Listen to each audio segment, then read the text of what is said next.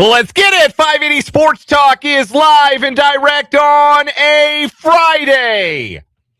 We made it to the end of the week, and folks, we made it to Kansas City Royals baseball season. And we're going to celebrate.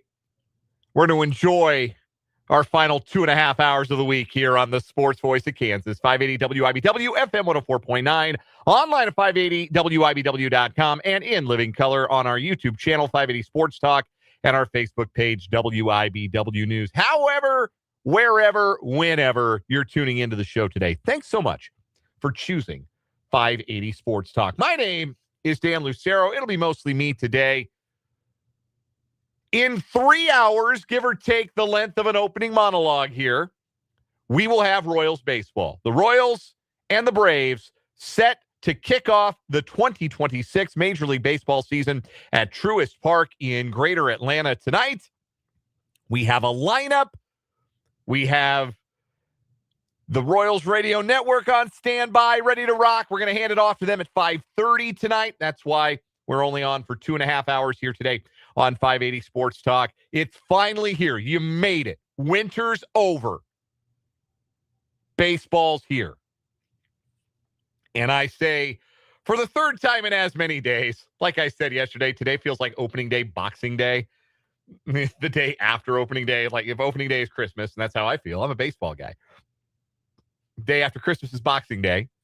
And this is kind of the day after Christmas, but it's still opening day for 6 teams around the league. The Jays and the A's open in Toronto. So maybe it is really Boxing Day. Like it's a Canadian thing. But also the one of the Florida teams opens tonight. The Marlins, specifically, they open at home against the Rockies. And the Royals and the Braves start their 2026 campaigns tonight. On today's show, I am going to tell you how the Kansas City Royals can win the World Series.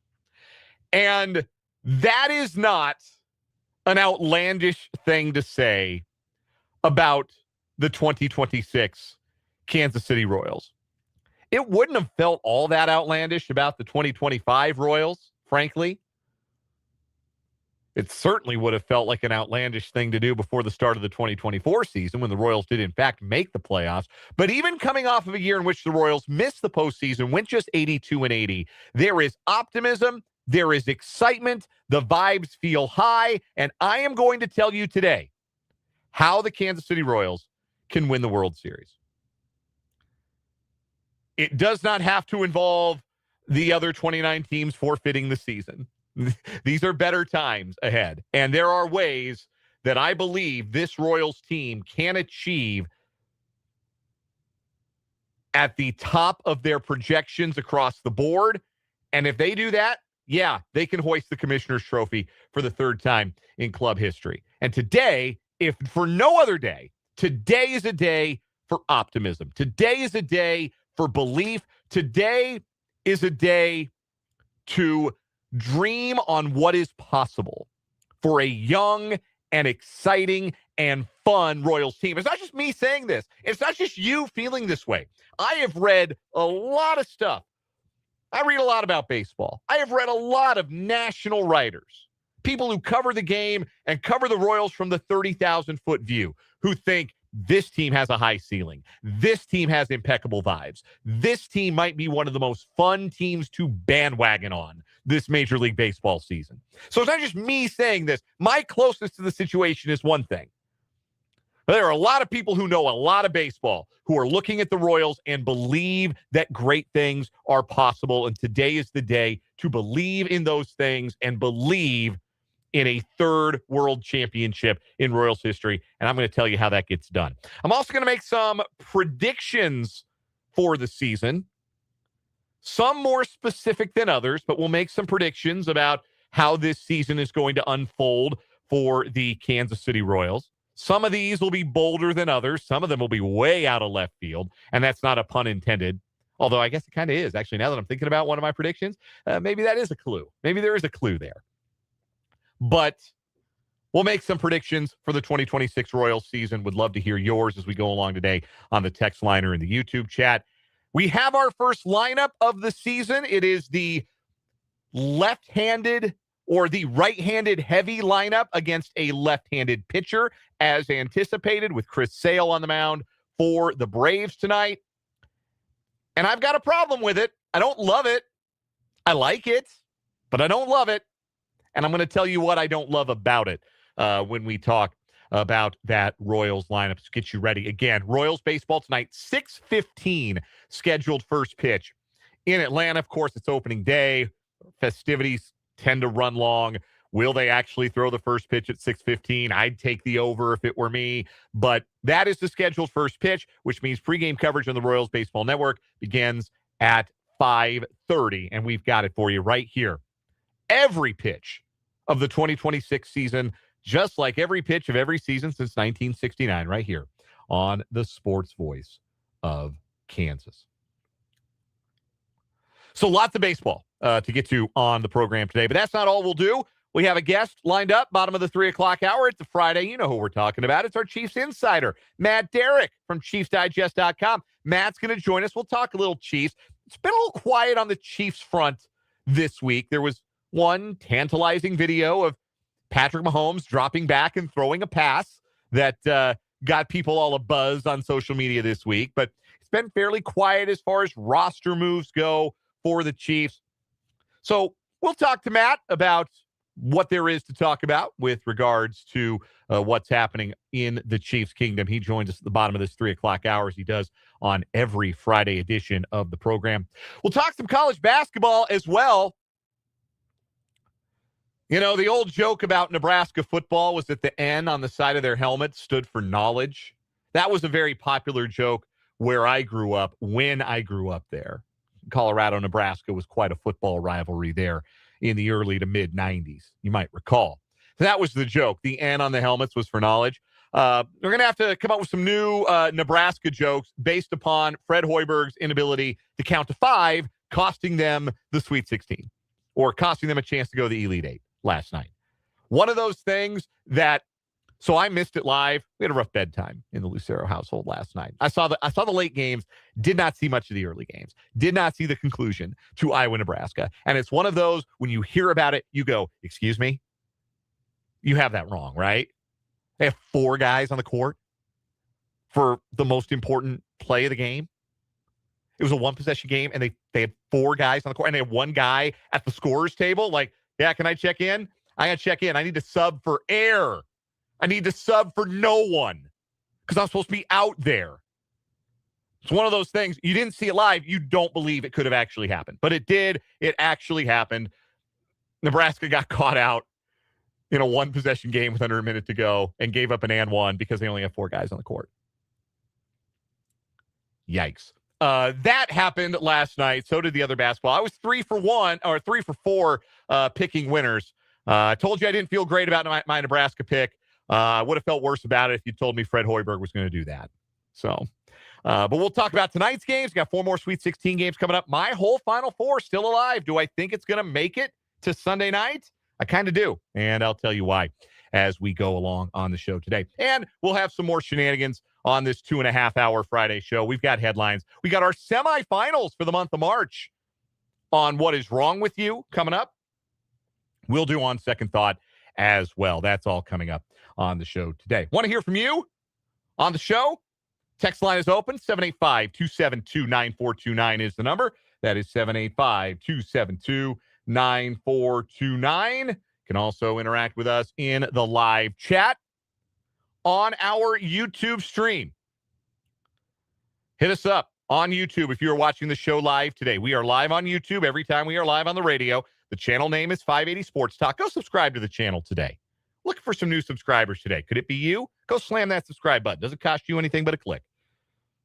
And join the live chat. Join the conversation today on this holiest of holy days on the sports calendar, opening day for the local baseball team. Hello to Mark H. and Andrew. Our pal from Overbrook is in. Christopher is in today. Paul as well. Good to see you guys. Look forward to hearing from more you guys and more of you throughout the show on our YouTube live chat today.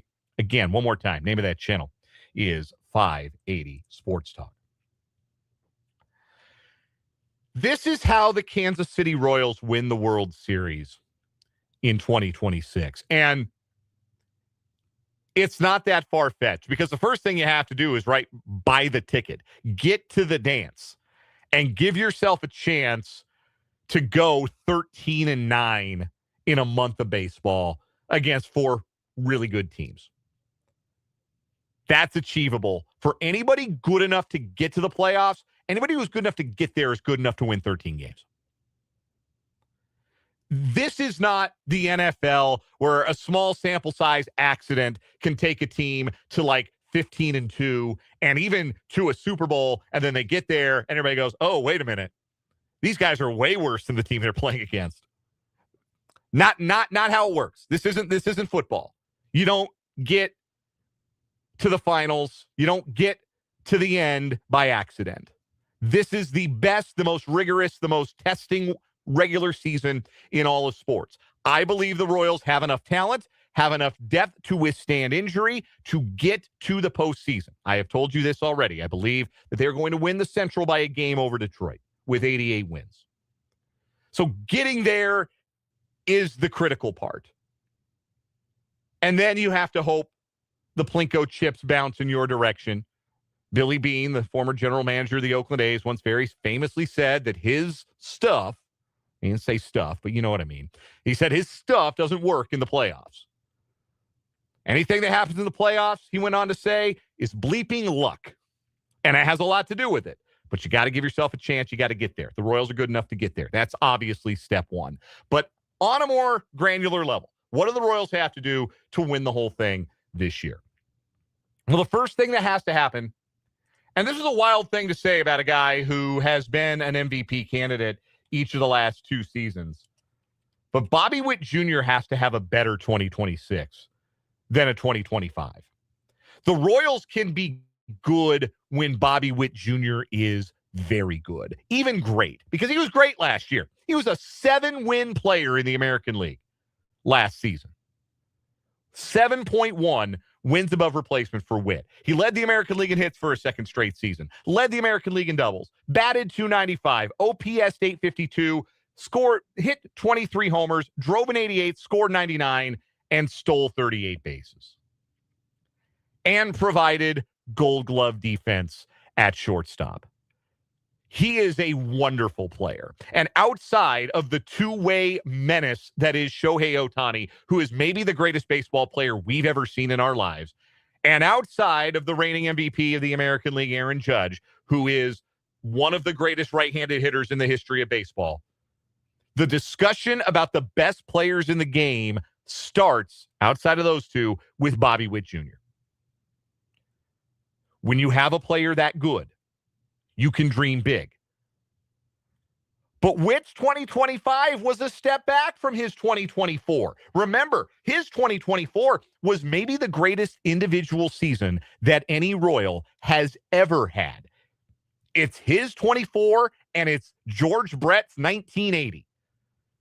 And honestly, your choice between the two is sort of like picking between Coke and Pepsi, whichever you prefer.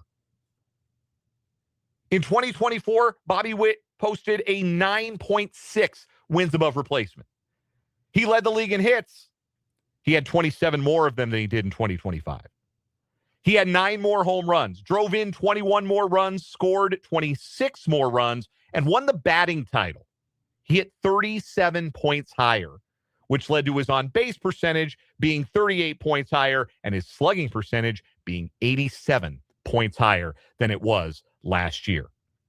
The Royals can be good, even playoff good, with 2025 Bobby Witt Jr. With 2024 Bobby Witt Jr., if he can bounce back to that level, if the fences coming in at the K bring back some of that home run power, if there's a little bit more luck on balls in play that enable him to drive that batting average back up over 300, if the defense remains golden at short, and there's no reason to believe it won't, that version of Bobby Witt Jr., that's a championship winner at shortstop. Royals need the 2024 Bobby Witt Jr., or at least something closer to that than the 2025 Bobby Witt Jr. That is how they win the World Series. How else do they win the World Series? We're obviously setting aside larger caveats like, yes, they have to be healthy. If Bobby Witt Jr. tweaks a quad and he's out for 2 months, that's a problem. If Michael Garcia falls down a flight of dugout steps, hold your breath. if Cole Reagans' arm goes kersproing, that would not be great. If Cole Reagans' arm doesn't do that, and he is a rotation mainstay and pitches like a Cy Young candidate, that will help the Royals get one step closer to October glory. Because if you can set aside the lack of availability from 2025, but also what the ERA looked like, the back of the baseball card stat that everybody looks at for pitchers, you can set that aside and look at everything else. Cole Reagans was a stud in 2025. Just wasn't available enough. If he can make 25 to 30 starts this year, this team's ceiling rises because Cole Reagans is one of the best pitchers in the American League. Scooble's the best in the game. We can acknowledge that. And Garrett Crochet is probably a strong number 2 out there in Boston. But Reagans is every bit the pitcher Crochet is. Every bit the strikeout pitcher that Crochet and Scooble are.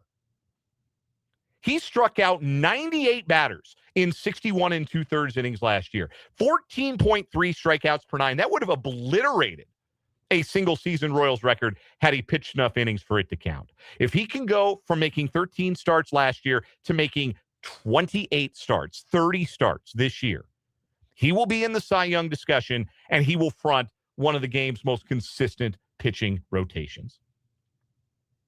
So yes, your stars have to be stars.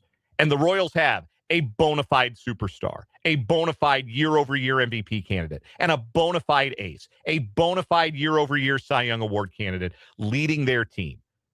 That gives you a high ceiling. What else raises the ceiling?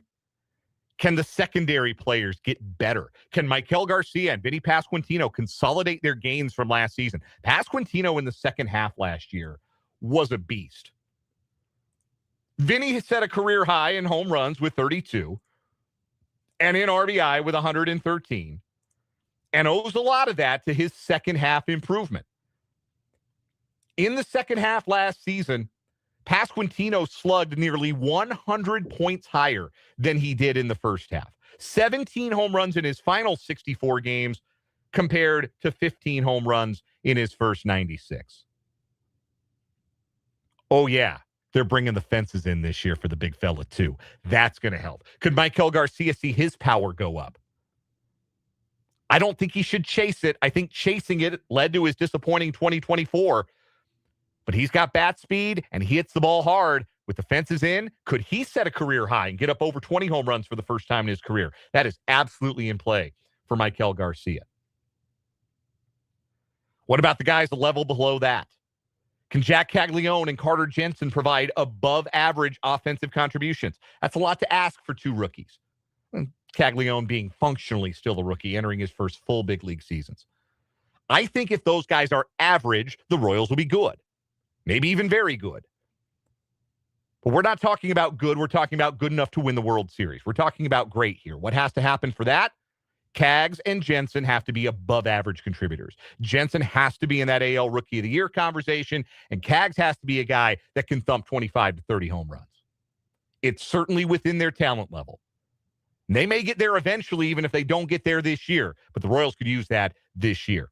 What about the rung below that? Guys like Jonathan India, Isaac Collins. Can they be above-average offensive contributors? Above average would be gravy. Can they be average? Jonathan India couldn't get to average last year. Had one of the worst seasons of his major league career coming over in that trade from Cincinnati. Had just a .669 OPS. He was 11% worse than league average. Can he get back to league average this year? Can he focus more on hitting the ball on a line than trying to drive it out of the previously cavernous Kauffman Stadium?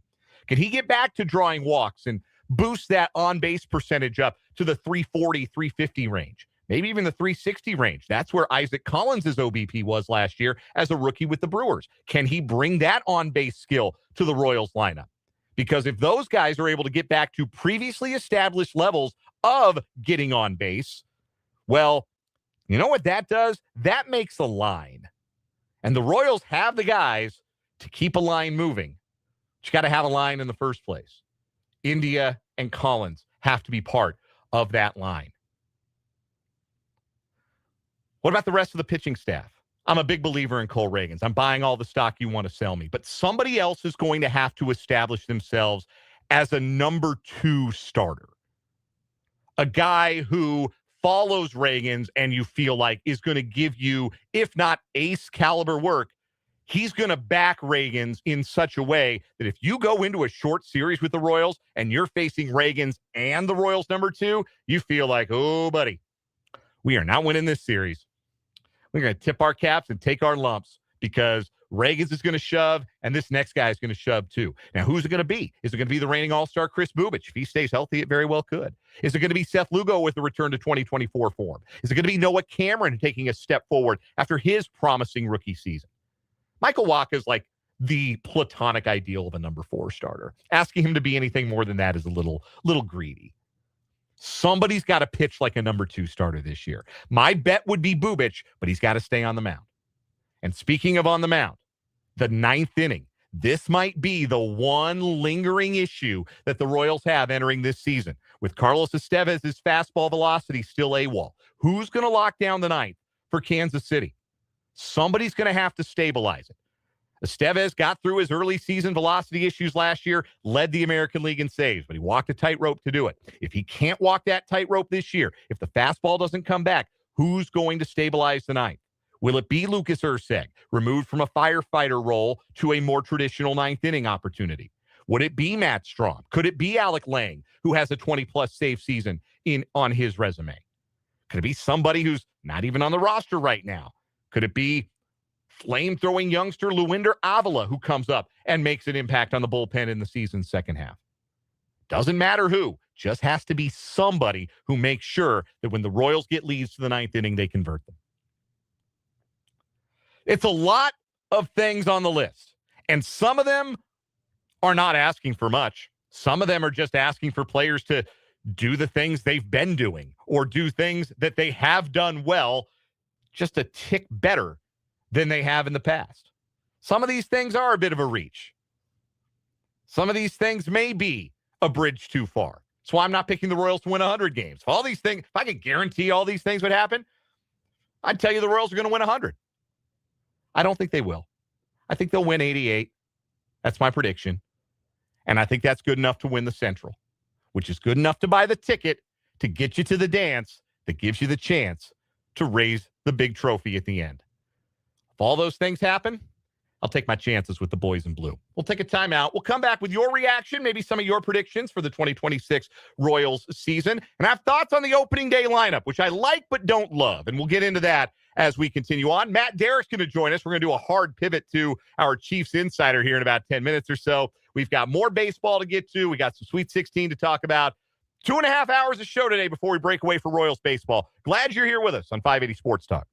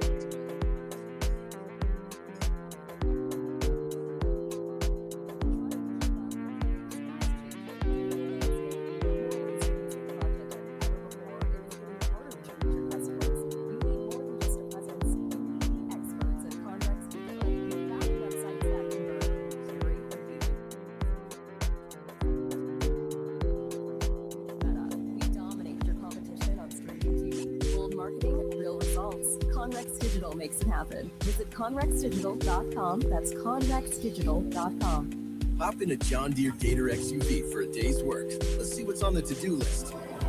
There goes the tree. And the fence. Not a problem. Because you've got a cargo box filled with solutions. Up to 4,000 pounds of towing capacity. And you're ready to roll. Power's out! Here we go again. The Gator XUV. Built for every kind of workday. Learn more at johndeere.com/GatorXUV. Nothing runs like a deer. WIPW Topeka.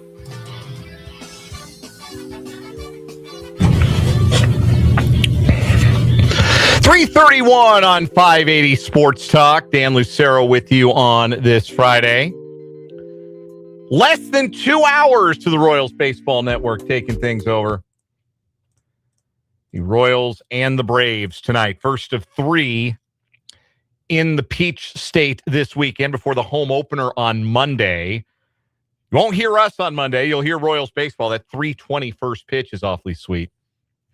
Royals open their season at home on Monday. Looking for your thoughts on the YouTube live chat. 580 Sports Talk is the name of the YouTube channel. Hope that you'll join us on the YouTube chat throughout the day today. Andrew's got some big predictions. He believes Bobby Witt Jr. is going to go 30-50 this year. And Michael Garcia, darn it, I thought I'd get it right by opening day. And maybe by the home opener. Michael Garcia in line for a 2030 season. So the latter, I think it'd be disappointing if he doesn't get there, to be honest. In the leadoff spot, he was 37 of 39 stealing bases 2 years ago. And then last year, he was not good stealing bases, which is weird.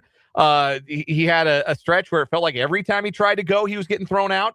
But Michael Garcia is a very capable base stealer. And I think 30 is a good benchmark for him. He ended up stealing 23 last year. I think he can get to 30. He's done it before. He hit 16 home runs last year with the fences out. I think 20 home runs. 20-30, I think, is reasonable for Garcia. 30-50 for Bobby Witt Jr. would be something. So Witt's career high in bags, I think, is, I'm going to double check this. I'm going to Baseball Reference right now, double check. Stole 38 last year. He got 49 in 2023. So he was one off of a 30-50 season that year. And I understand the compulsion in modern baseball is to stand around and wait for the 3-run home run or a Weaver ball and all of that. But I do think that Witt and Garcia have a chance to be real kinetic on the bases early, fluster pitchers. If Vinny Pasquantino is going to bat third most of the time, you're going to give him a chance to use his batting eye to give his runners in front of him a chance to go. 30-50 would be quite an accomplishment, but he got close a few years ago, and I think he can get there this year. Paul, to that point about stealing bases, Paul writes in the YouTube live chat, Garcia is a good runner. Isbell's had good success stealing bases. The pennant-winning teams in 14 and 15 utilize their speed so well, need to get back to being a team that wins by doing all the things. The little things, I presume, Paul means there. Yeah, there were times last year the Royals weren't as good on the margins, and that's part of the reason they dipped from 86 wins to 82.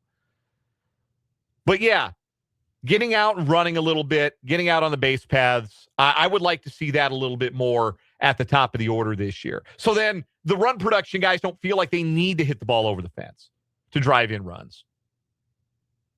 You don't want to put pressure on guys to produce power. If you go up looking to drive a single, you might end up with a lot more than that.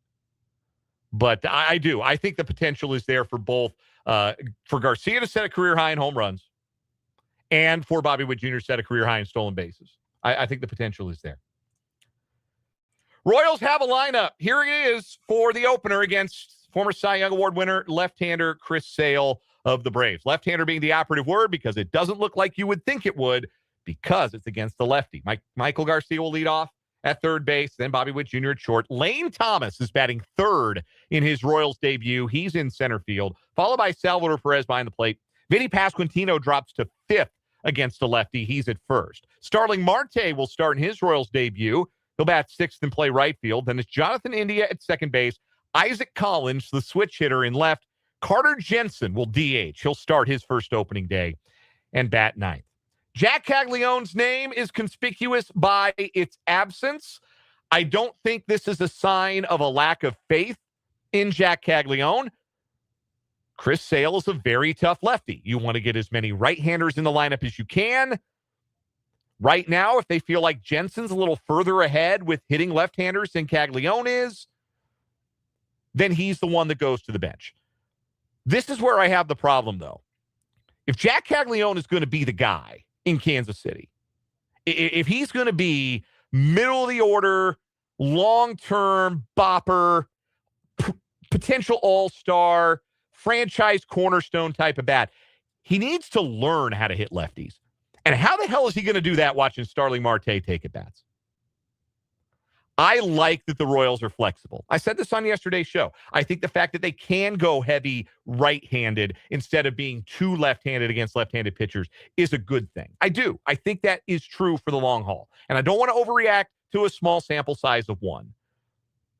But I think if they are going to default to holding Caglione out of the lineup against left-handed pitching, that would be a mistake. That would be a mistake. He's got to learn how to hit those guys. Just like Carter Jensen does. And Jensen's getting his chance tonight. But long-term and short-term, probably better for Caglione to get at bats against lefties and learn how to hit them than it is to give Starling Marte, default to getting Marte those at bats. But Marte also has seen Chris Sale the last couple of years being in the NLE, so he's got some familiarity with him there that maybe Caglione doesn't. Like, I understand. I get why they're doing it. It's a concern if it continues, is what I will say. I don't want to see that become a trend this year where Cags is an auto bench against a left-hander. He's going to have to learn how to hit him eventually. We're going to take a break here on 580 Sports Talk. When we come back, hard shift to some football with our guy Matt Derrick of ChiefsDigest.com. It's our Chiefs Insider. We do it every Friday at the bottom of the 3 o'clock hour, and it's next on 580 Sports Talk.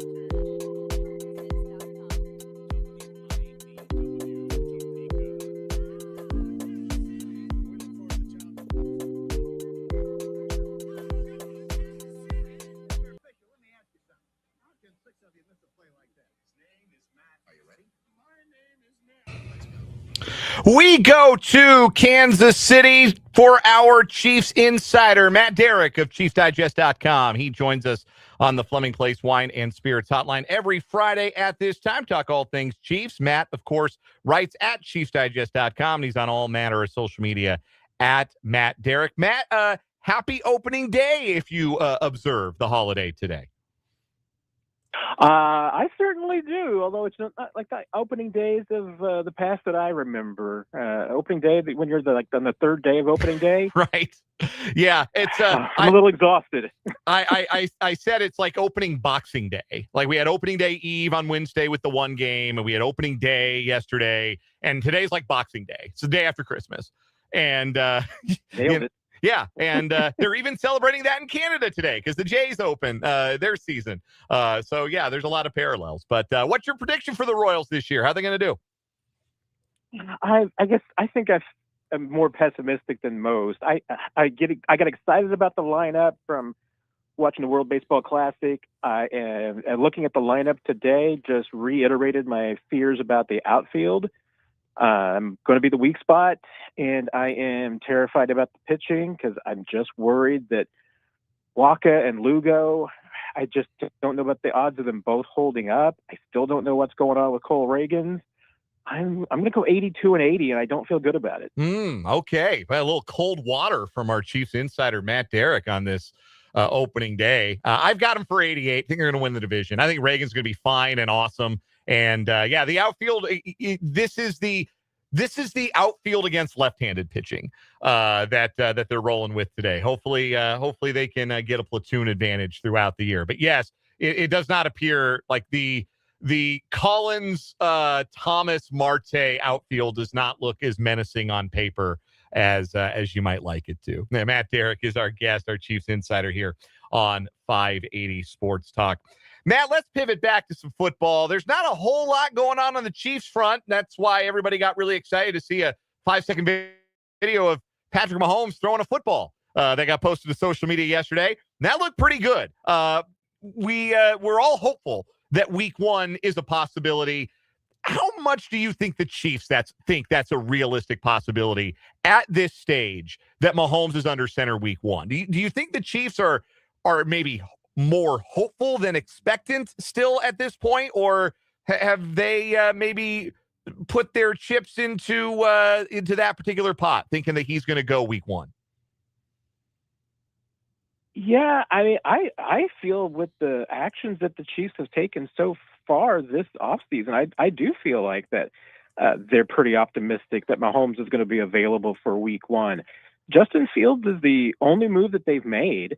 And, is Justin Fields a great upside addition? I think so. And they made a trade. So, they invested a little bit.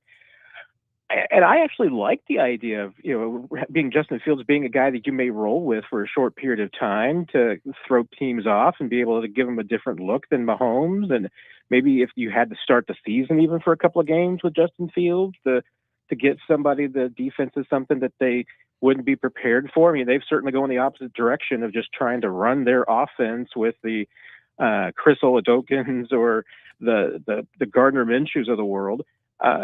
They're going with a different tact at backup, and they've made no other moves. And you would certainly expect that they're going to have 4, active quarterbacks for OTAs. I mean, there's been talk that maybe Mahomes is going to be available for part of OTAs. I still think that's a crazy idea, but we've seen crazier things, I suppose. I feel like that the actions that the Chiefs have made have been that they feel that they're not going to have to roll with a backup quarterback for a significant period of time. Otherwise, I think that they would have tried to do something creative. Maybe they would have tried to get a Kyler Murray, maybe a Geno Smith. I mean, maybe they would have gotten a veteran that if they thought that they had to play for 8 games without Mahomes, that they could roll with a little bit more. But I feel like all their actions this season have indicated they feel like that Mahomes is going to be ready sooner than later. This is the time of year, we're about less than a month out of the NFL draft, where you start to hear about top 30 visits. The Chiefs inviting, and like every other NFL team, inviting prospects to their facility for a top 30 visit. We've heard about Carnell Tate being scheduled to take a visit with the Chiefs. Mekhi Lemon is reported to have a visit lined up among first-round prospects at wide receiver. We've also heard a few other names. Some guys, you hear their names, they're not first-round prospects, but they're guys that the Chiefs are bringing in. What are the Chiefs, what's their process as far as inviting guys for top 30 visits? And how telling are those visits? Are the Chiefs the team that end up drafting a lot of guys that they bring in for those top 30 visits? Are they real intentional with how they go about that?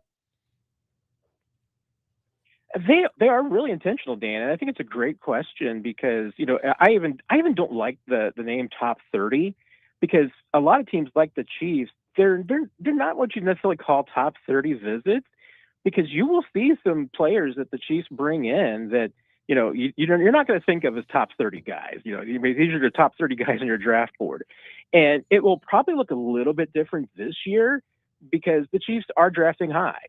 So, in the past, they wouldn't have brought in a guy like Carnell Tate because, that's a guy that they wouldn't even have a chance at it, 29, 30, 31, 32. So there's going to be some bigger names that you probably see on this list, but there's two types of players other than just good players that, the Chiefs like to bring in. I mean, obviously they brought in Patrick Mahomes for a 30 visit. That's indicative right there. But they'll bring in, players with some type of red flag, whether it's injury, it could be attitude, it could be criminal. I mean, any type of red flag that they just want to investigate and vet that player further. I mean, obviously last year they brought Josh Simmons in because of the medical issue. They wanted to have their own doctors do a background on him rather than just the checks from the NFL. So they brought him in for that. And, and they'll also bring in a lot of late round and undrafted free agent types. I'm not mistaken, I think Drake Greenstool might have been a top 30 visit last year. But they'll bring in guys that, you're going to think, wait a minute, that they can't be thinking about taking him high. And no, they got some, free agents that maybe they want to take a look at that they think are going to go undrafted and want to know more about them. So they'll use those 30 visits for just about everything. And they will probably take a couple of them. And they'll probably end up signing a couple of them because we're already looking at some players, and there might be one or two on there that you're going to say, okay, well, that guy's going to go undrafted, and so maybe the Chiefs are interested. Our guest is Matt Derrick. He is our Chiefs insider here on 580 Sports Talk from ChiefsDigest.com. Joins us every Friday at this time on the Fleming Place Wine and Spirits Hotline.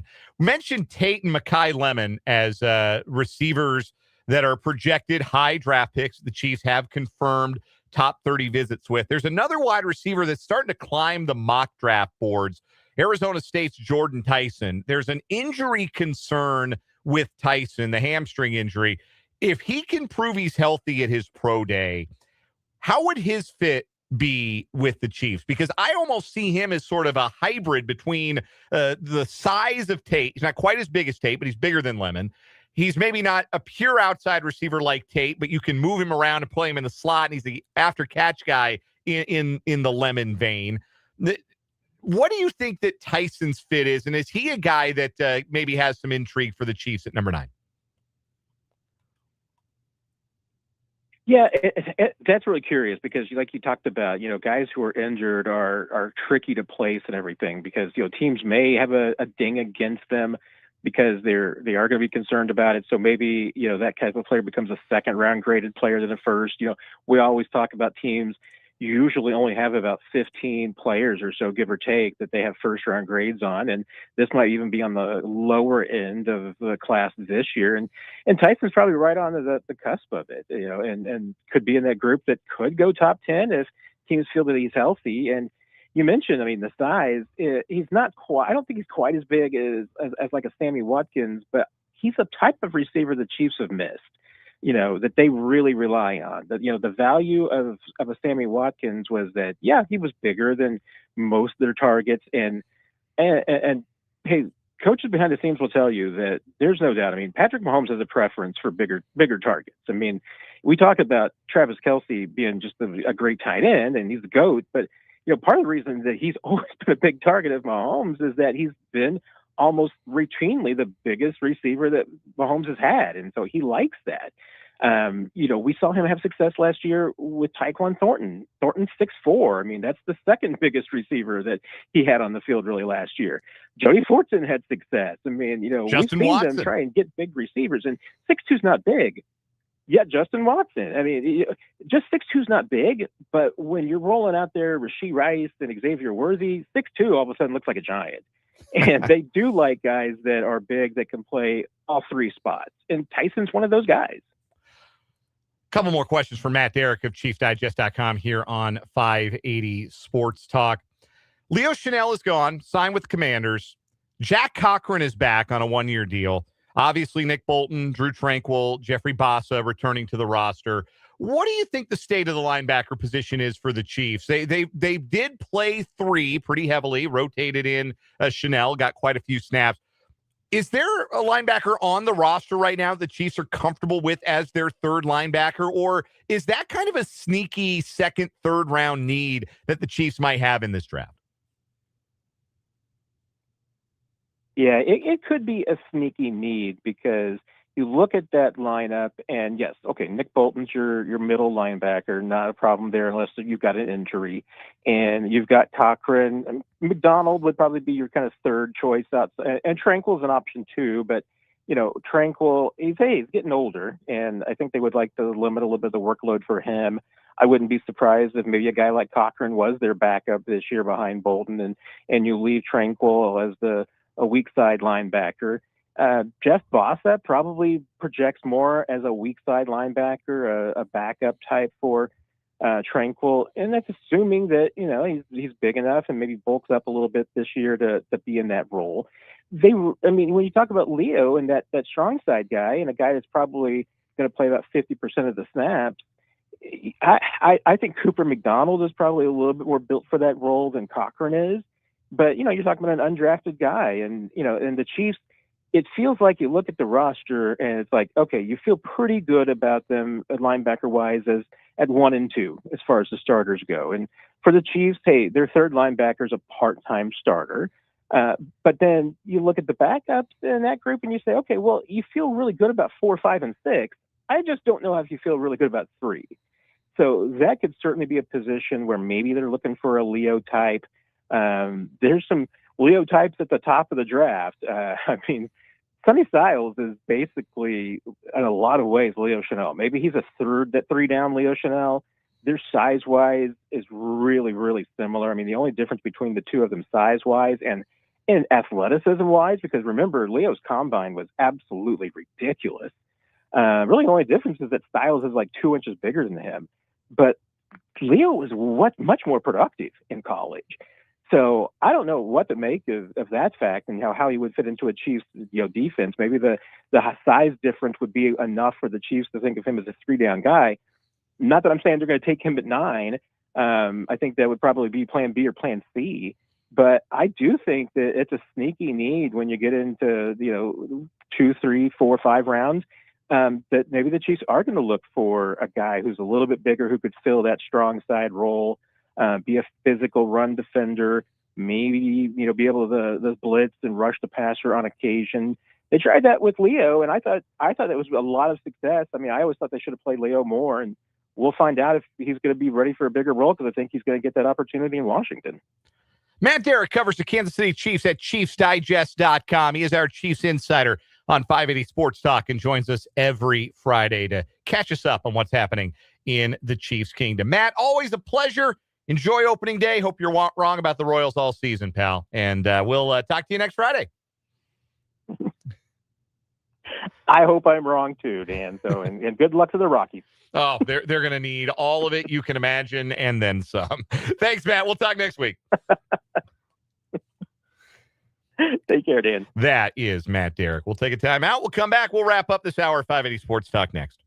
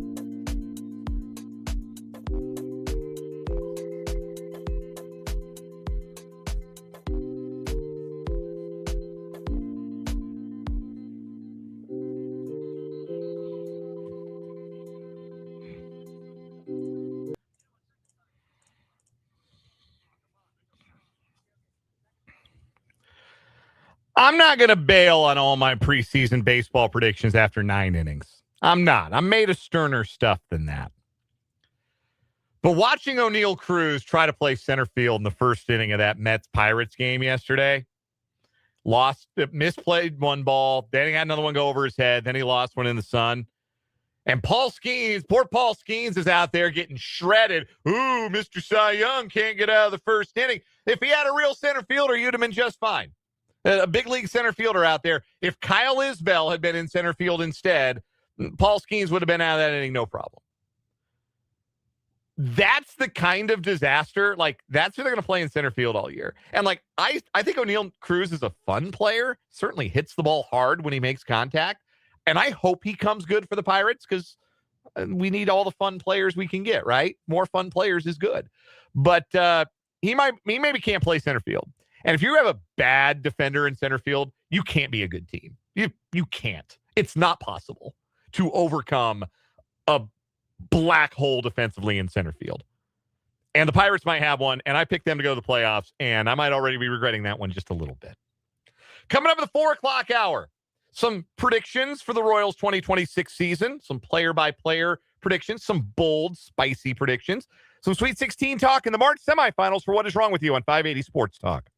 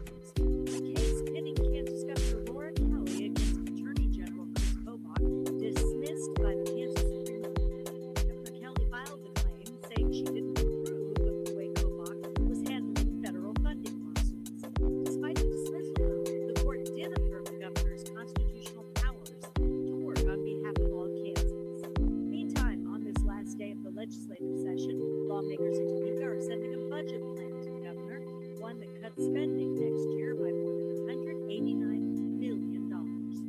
And Botanica kicking off its Tulip Fest this weekend. Thousands of colorful tulips to see now through April 26th. In Wichita, I'm Christy Tedesco. You're listening to the Kansas Information Network. Oh, it's too hot in here. How is this the thermostat? Dang, I'm freezing. No matter what the weather is outside, it's hard to be comfortable. With that old reactive ignition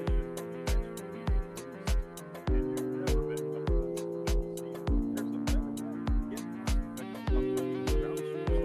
A water furnace fuel system in ground sources takes about even up to 75% of the year-round comfort in all kinds of weather. Use the Earth's natural element outside the entire water furnace.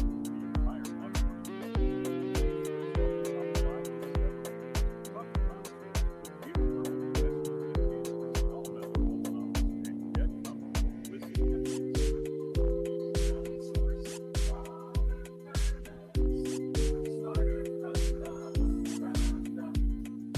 Did you know GoodRx can help you save on medication, manage prescriptions, and get trusted health information? If you're one of the millions living with a heart condition, check GoodRx for an easier, more affordable way to manage your health. GoodRx offers common heart medications for under $30. Just search for your prescription, find the best price, then show your pharmacist the GoodRx coupon. And it works whether you have insurance or not. To start saving and better manage your heart health, download the free app or visit GoodRx.com today. GoodRx is not insurance, but can use and set insurance, including Medicare, have a federal and state program. Here's your updated WIBW forecast from the Certified Transmission Weather Center. Red flag warning continues until 9 p.m. tonight. Well, sunshine expected this afternoon with daytime highs approaching 57 and north winds 10 to 20 miles an hour. Clear skies again tonight, low from off 30. Well, sunshine expected tomorrow, high temperatures reach up to 61. I'm staff meteorologist Ray Miller. Right now, 57. The Voice of Kansas online at 580WIBW.com.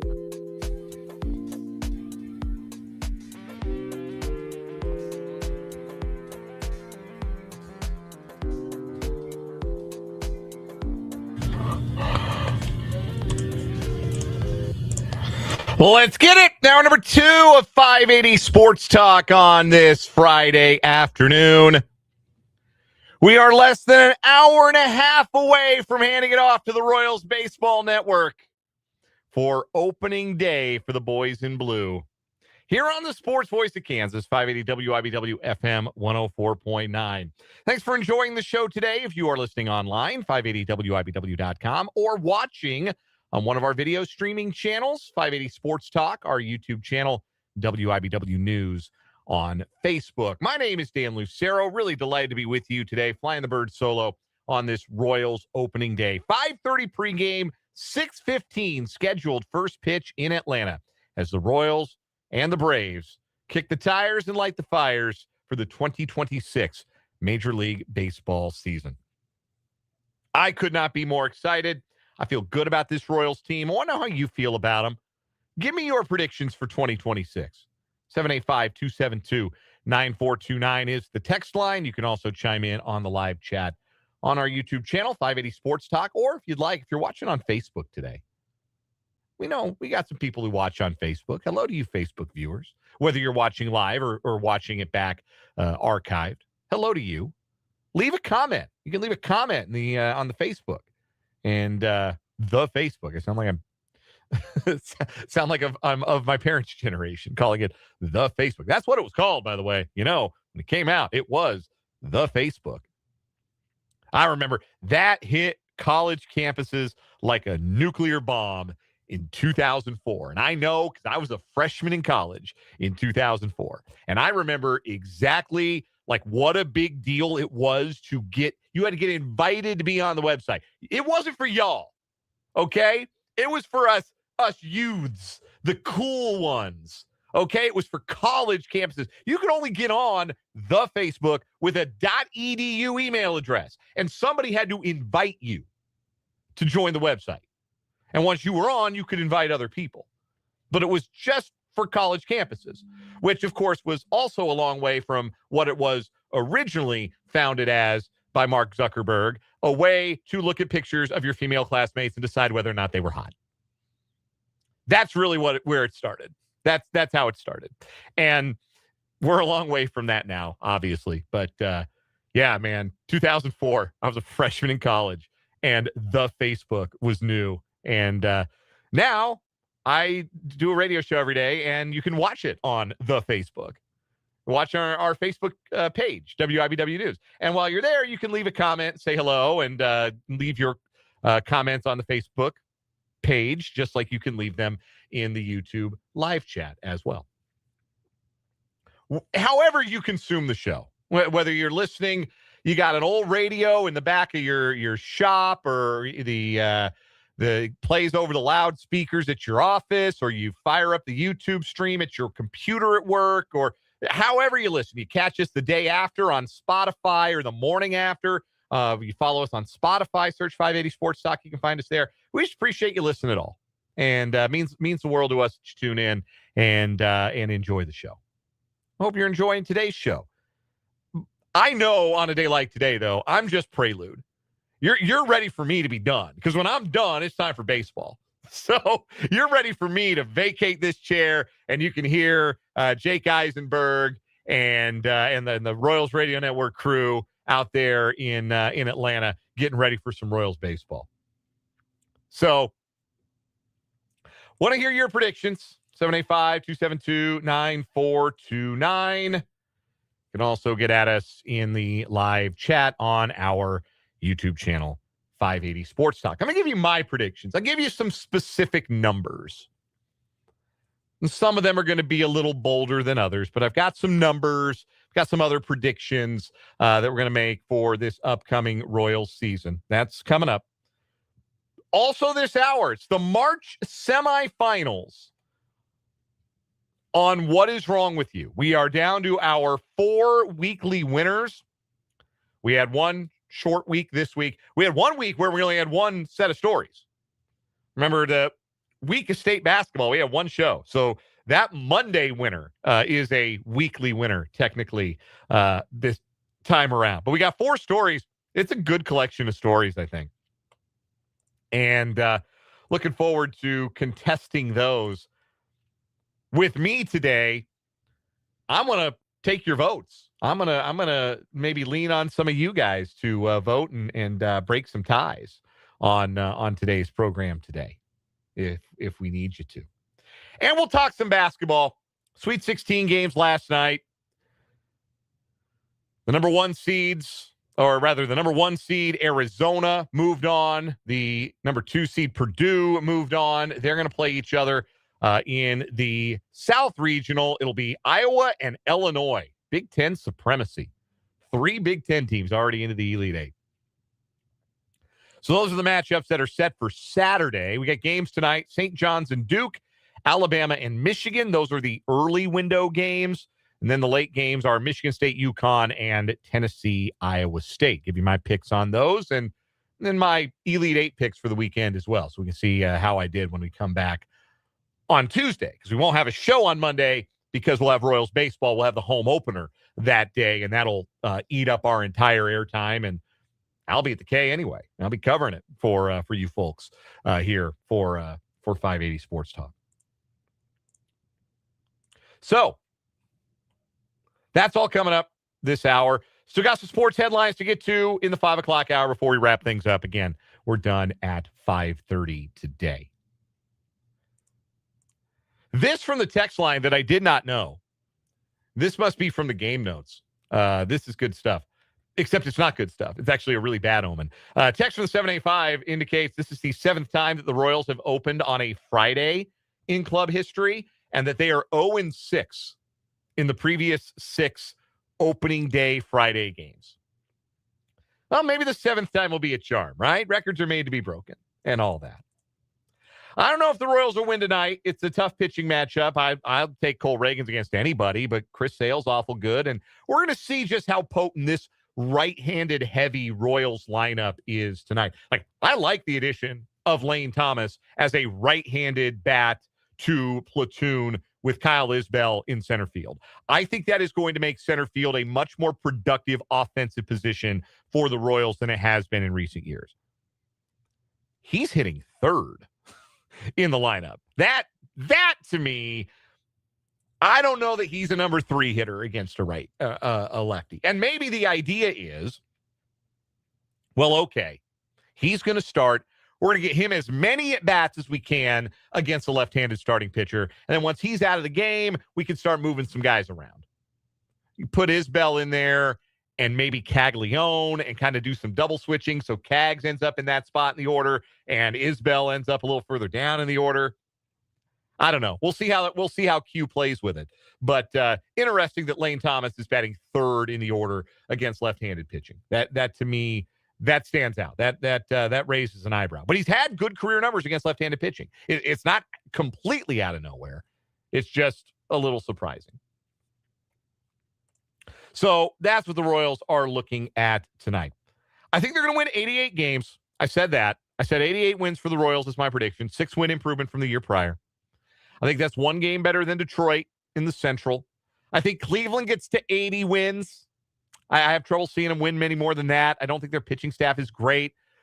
They'll find a way to cobble it together. Chase DeLauter might be the new Babe Ruth. If that's the case, Chase DeLauter hits 2 home runs every game, then I bet Cleveland is really good. He's a fun story. Our guy Spencer Dupuis covered him in high school, in fact. Chase DeLauter. So he's got a history with the Guardians' new rookie phenom. But I think Cleveland's about an 80-win team to me. Minnesota feels like a 70-win team. Just not enough offense there. And then I have Chicago bringing up the rear in the division with 66 wins. They won't lose 100, but they're better. They're moving in a good direction. They're just not all the way there yet. They're going to take their lumps with a young team this year. Those are my American League Central Division win total predictions. Mark H. in live chat says 89 wins for the Royals. Andrew's got them winning 92 and taking the division in the live chat on our YouTube. Here's some other numbers I'll give you. I'm going to give you the number 38. That is how many home runs I think that Vinny Pasquantino will hit this year. I think that will lead the team. I think the Royals will end up with 3 30-homer hitters because I think Salvi will get there again, and I think Bobby Witt Jr. will get back there.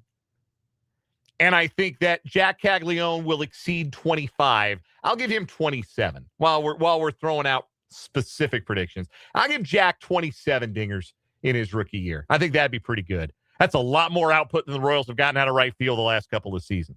If he had 27 home runs, I think you feel pretty good. So 3 30-homer hitters and a possible with Jack Caglione. Speaking of Bobby Witt Jr., I'm not going to go quite as far as our pal Andrew did in the first hour on our YouTube live chat. I don't know that he's going to go 30-50, but 30-40 for Bobby Witt Jr., yeah, he'll get there. He'll exceed 30 home runs. He'll bounce back to a 30-home run level this year. The fences being in will help, but I just think that he's that kind of hitter and is going to get back to a 30-home run level this year. I just think he's got it in him. And I do think that 40 stolen bases is a little bit more reasonable for him. It's not as simple as, point and shoot. Oh, every time he's on base, he got to be running because it depends on the pitcher, depends on the situation. Sometimes you don't want to open first base up if that means Pasquantino doesn't get anything to hit, and then Perez is coming up and he's a double play threat. You don't love that against a certain pitcher. But Bobby's going to be in a spot to run this year like he typically is. And I think he can be even better and even more aggressive on the base paths than he was last year when he stole 38 bases. So I'll give him, you want specific numbers, I'll give him 33 homers and 44 steals. And I'm picking him to win MVP. So I think he's going to get the batting average back over 300 this year too. I think he's going to be around 8 wins above replacement, and I think he's going to win the MVP this year. It's not that I don't think that the back-to-back MVP, Aaron Judge, is suddenly going to forget how to play, though had an auspicious start to his year, or inauspicious start, I suppose. 4 strikeouts in the opener on Wednesday night. But I do think that the voters will be ready to award somebody else the MVP. Voter fatigue is a real thing across all sports, across all award categories. I think even if Judge is as excellent as he's been the last couple of years, I think this is Bobby's year to take home an MVP. I think Bobby Witt Jr. will be one of 2 300 hitters on the Royals roster. Michael Garcia flirted with it last year. I think he gets there this year. I think the fences moving in probably give him a few more doubles. I think he gets to the 20 home run plateau for the first time in his career. And I think he's going to hit over 300. In fact, I think he's going to lead the Royals in hitting this year. I don't think either guy's going to hit 330 necessarily, but I think both guys are going to get over 300. I think Michael Garcia, damn it, Michael Garcia will be the leading hitter in terms of batting average for the Royals in 2026. And a broad prediction here. The Royals have never hit more than 88 home runs in a season as a team in their home games. 88 home runs is a franchise club record. Single season record, I should say. Franchise club is the same thing. It's a franchise single season record. 88 home runs.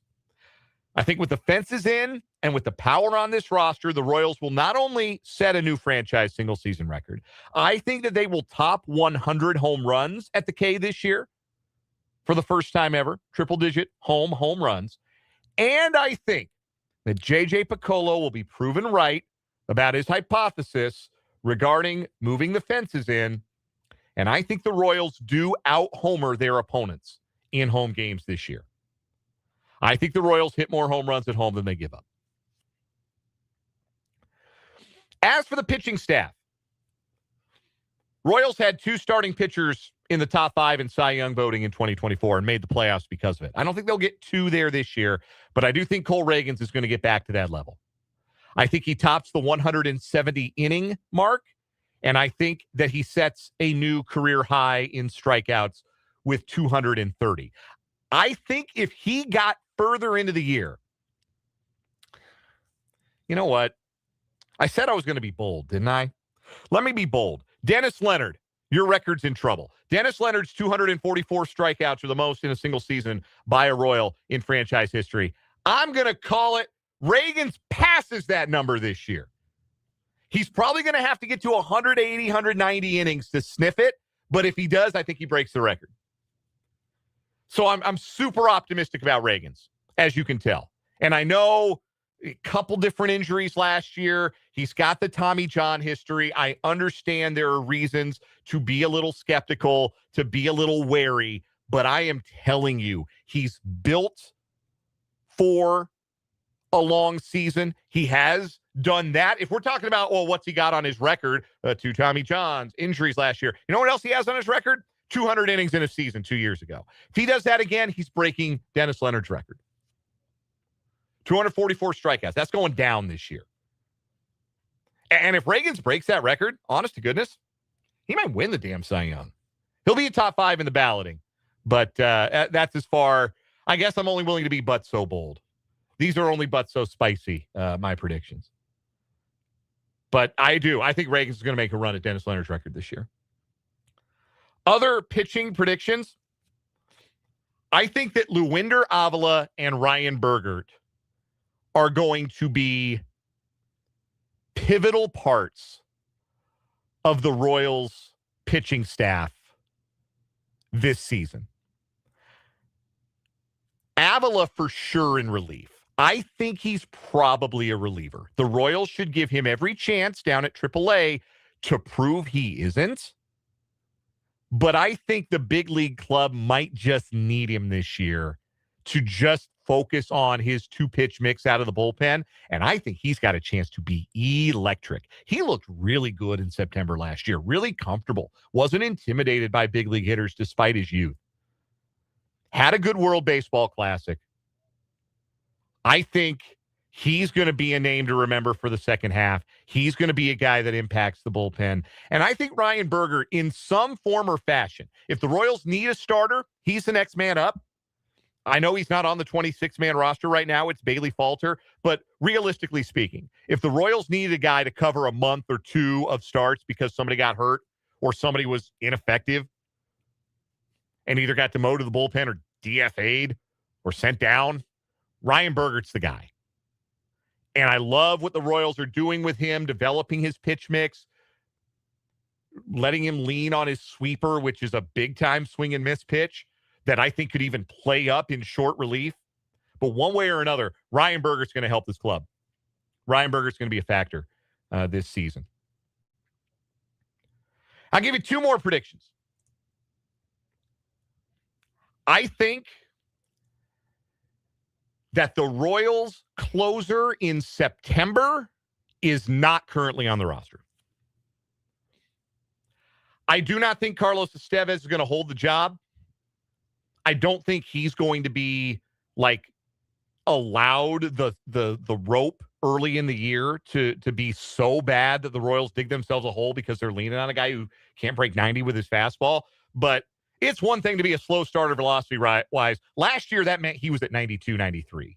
This year, he's at 89. Ruh-roh. I'm worried.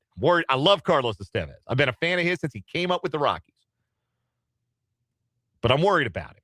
And I think that the Royals have a fallback option who can do the job in Lucas Erceg. But I think as the season wears on, you get into the pennant race in August and September, the Royals, I think, are going to want to lean on Erceg in that fireman role, in that role where any moment, late game, any situation, Erceg is the first call to go put out the fire. An old school kind of relief role.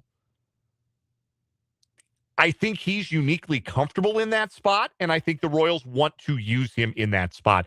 And I think if Estevez does pitch his way out of the ninth inning, Alec Lang can handle it. Matt Strahm can handle it, but I think that's a spot where the Royals could upgrade with either a rental at the deadline, or maybe it is somebody like Luinder Avila who takes that job and runs with it. Or Steven Cruz comes up from the minor leagues with his big fastball, gets his control back in order, and runs with the job. But I'll make that prediction right now. The guy closing games down the stretch for the Royals is not currently on the 26-man roster. And neither is the everyday left fielder. I like Isaac Collins. I think he's got a good batting eye. I think he's a winning player. He's a good defender.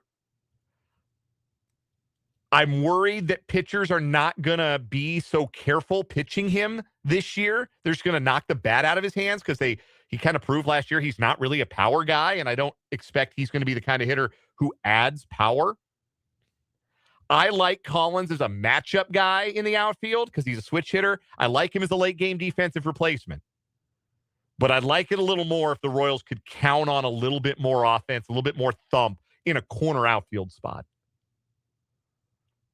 So I think that starting left fielder is not currently on the roster. I think that's another addition the Royals make. I think they'll be aggressive at the trade deadline. I think they will have the understanding at that point, we got a chance to go win the division. Let's go be aggressive. They have been aggressive the last couple of deadlines, and I think they will be aggressive again. But yeah, that'll be my, those are maybe my boldest predictions for the roster. The closer in September and the left fielder in September, not currently on the roster. But I do. I think the Royals win 88. I think they win the division. I think they win a playoff series. They'll be at home for that the wild card series. I think they'll win that, and I think they lose the division series. That's my outlook. It's a darn good season. That's a really fun summer of baseball, and it could be better than that. Like I said, I laid it out at the top of the show. If you want to go back and listen, I told you how they can win the World Series. That's the best case scenario. It really is for this team. The best case scenario for the Royals is a World Series championship. They have the high-end talent that if they get enough support from secondary and tertiary contributors and good health, they absolutely will give themselves a chance in October. We'll take a break. When we come back, it's the March semifinals on What Is Wrong With You. We are listening to 580 Sports Talk.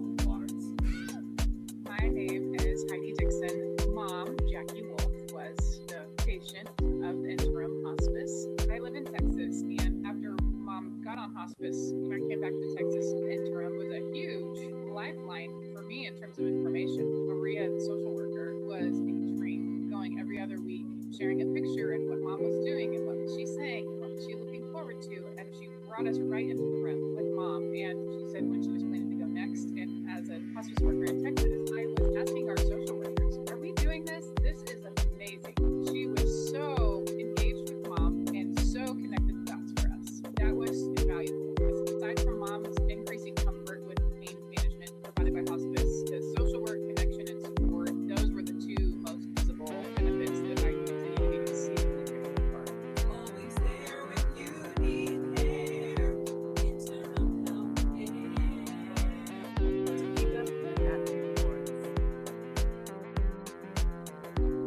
Finding great candidates to hire can be like, well, trying to find a needle in a haystack. Sure, you can post your job to some job board, and all you can do is hope the right person comes along, which is why you should try ZipRecruiter for free at ZipRecruiter.com/free. ZipRecruiter doesn't depend on candidates finding you, it finds them for you. Its powerful technology identifies people with the right experience and actively invites them to apply to your job. You get qualified candidates fast. So while other companies might deliver a lot of hay, ZipRecruiter finds you what you're looking for. The needle in the haystack. See why 4 out of 5 employers who post a job in ZipRecruiter get a quality candidate within the first day. ZipRecruiter, the smartest way to hire. And right now, you can try ZipRecruiter for free. That's right, free at ZipRecruiter.com/free. That's ZipRecruiter.com/free. ZipRecruiter.com/free. WIBW Topeka. What the hell? What the hell? What the hell? What the hell? What the hell? It is the March semifinals of What Is Wrong With You here on 580 Sports Talk. We have 4 weekly winners from the month of March. Today, we get them down to 2. And then on Tuesday, our next show, because again, we're off Monday for the Royals home opener, we will crown a March What Is Wrong With You champion, our 3rd entry into the year-end tournament of fail champions. Let's get to the semifinal matchups. First up, we have our champion from this week.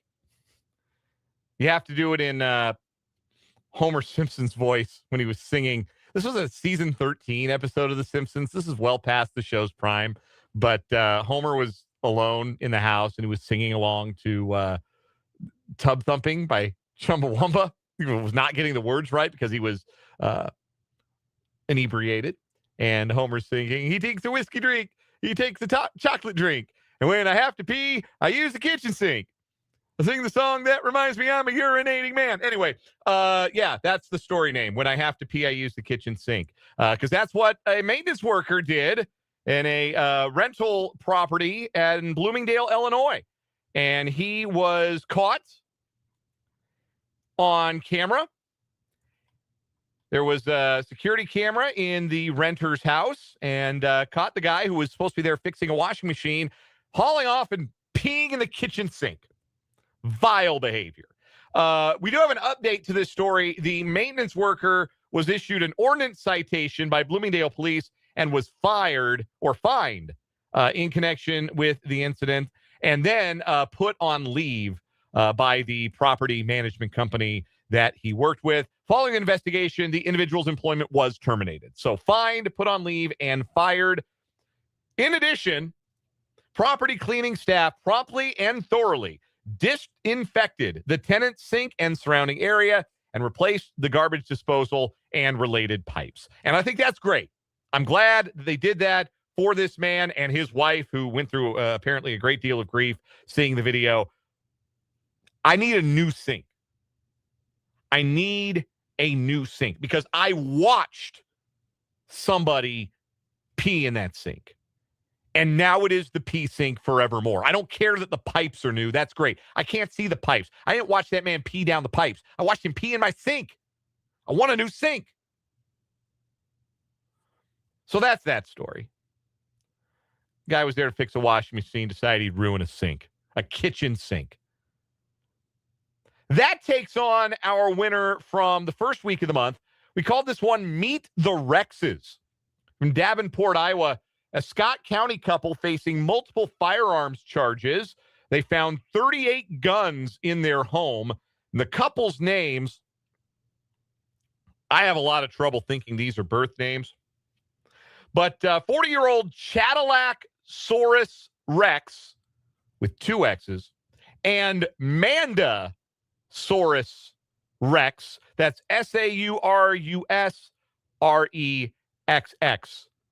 2 words, the S in Saurus, the R in Rex capitalized. I don't know if that's a middle name. I don't know if it's just a 2-word last name. The graphic gives their name. The graphic from KWQC in Iowa gives their names as Cadillac Rex and Manda Rex. So maybe Saurus is a shared middle name. Manda Rex is a convicted felon, which makes having all those guns around an even bigger problem for her. They also found a crack pipe. And Cadillac Rex knowingly gave firearms dealers at Davenport Guns and B&B Shooting Sports false information to trick the dealers about the legality of transferring 15 firearms to his person. So he fraudulently bought guns 15 times. So he faces 15 counts of fraudulent purchase of firearms and ammunition. Officials say Cadillac Saurus Rex claimed not to use drugs 15 separate times. So he's in big trouble. Manda, as a convicted felon in possession of all those guns, is in some pretty big trouble as well. But anyway, that's the story of Cadillac and Manda Saurus Rex. It's a good story. The names are hysterical. Back when they used to do the Name of the Year tournament, God, I miss the Name of the Year tournament. That was one of the funniest things on the whole entire internet. I think Cadillac Saurus Rex might be a 1 seed in a Name of the Year tournament. One year, Lawrence High's own Kobe Buffalo Meat won the Name of the Year tournament. As well he should have. That name rules. Cadillac and Mandosaurus Rex, great names, good story. Not going to beat the guy peeing in the kitchen sink. The votes have been tabulated among the 580 Sports Talk crew, and it is indeed the kitchen sink urination story. Mark B called it the urinator in the insinkerator, which is very good. I think I might steal that one, Mark B. That's going to move on to Tuesday's What Is Wrong With You Championship. Our other semifinal, our shortest short week winner, the winner from the Monday before state basketball, because it was the only show we did that week. This story is called Stoned to the Gills because that's what 18-year-old Tyler Voisard was, according to notorious Florida Sheriff Grady Judd. The 18-year-old Voisard went into a 7-Eleven while, quote, stoned to the gills on mushrooms, stole 2 packs of cigarettes from behind the counter. When deputies arrived, they found the 18-year-old standing in front of the 7-Eleven. When deputies approached him, Voisard said, "I'm God, and I'm leaving here in 2 seconds. I'm God. I'm leaving here in 2 seconds. I stole these cigarettes. I'm new in town." Anyhow, that is that story. Also, it was the kid's birthday. He decided to celebrate his birthday by getting stoned to the gills on shrooms and committing a crime. And I'm not really familiar with psychedelics, by which I mean I have never done psychedelics, but if they've got you thinking that you're God, that must be a pretty high grade. It would be my understanding. Pretty high grade of stuff. Get you thinking that you're God.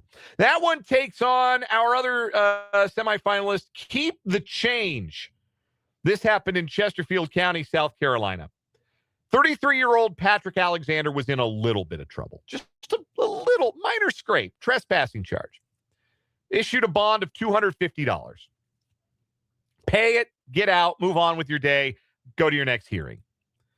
Alexander decided he would pay it on the spot in cash and threw three $300 bills. Three $300 bills would be pretty funny. Then you would have known they were counterfeit right off rip. No, 3 $100 bills that Alexander threw at the judge, and he told the judge, "Keep the change." The judge took one look at the money and said, I can't keep the change because these bills are fake. How fake were they? The color was unusual, and there was Chinese writing on the back of the cash. The money is now being held as evidence. Alexander now faces an additional charge of forgery related to counterfeit money. He remained in custody at the detention center at the time the story was published, presumably with a much higher bond. This is where we have a dispute today because Spencer voted for Stone to the gills, and I think keep the change is the better story. My thought is the tie goes to sobriety here. Our gentleman here, he was in court and of sober mind and body when he decided he was going to pay a bond directly to the judge in counterfeit money. To me, that's a lot funnier than a kid getting high on mushrooms and thinking he's God. But we have a tie. We have an impasse. So we put it to you, the listener. Vote on our YouTube stream in our live chat, 580 Sports Talk, or on the text line, 785-272-9429. Stone to the gills or keep the change? Which one of those two stories is going to advance and face the urinator and the incinerator in our March championship on Tuesday? Your choices are Stone to the gills and keep the change. Get your votes in. We'll come back. We'll talk a little NCAA tournament basketball on the other side of this timeout on 580 Sports Talk.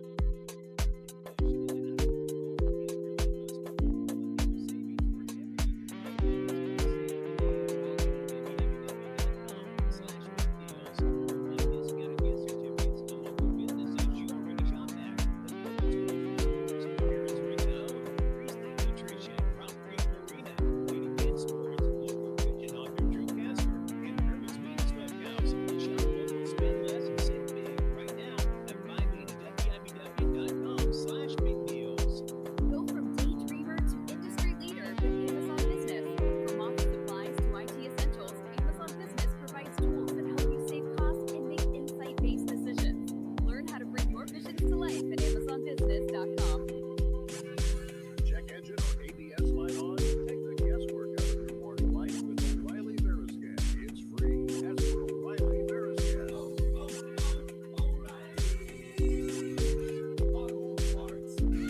How can you free your team from time-consuming office tasks? Amazon Business. Smart business buying tools enable buyers to find and purchase items fast so they can focus on strategy and growth. Free up your teams and focus on your future. Learn more at AmazonBusiness.com. Even if you've given up on your New Year's resolution, one health habit that's easy to keep is Active Liver from New Nordic. Active Liver protects your liver so you can enjoy life to the fullest. Online at Amazon. In stores at CVS, Walgreens, and now GNC.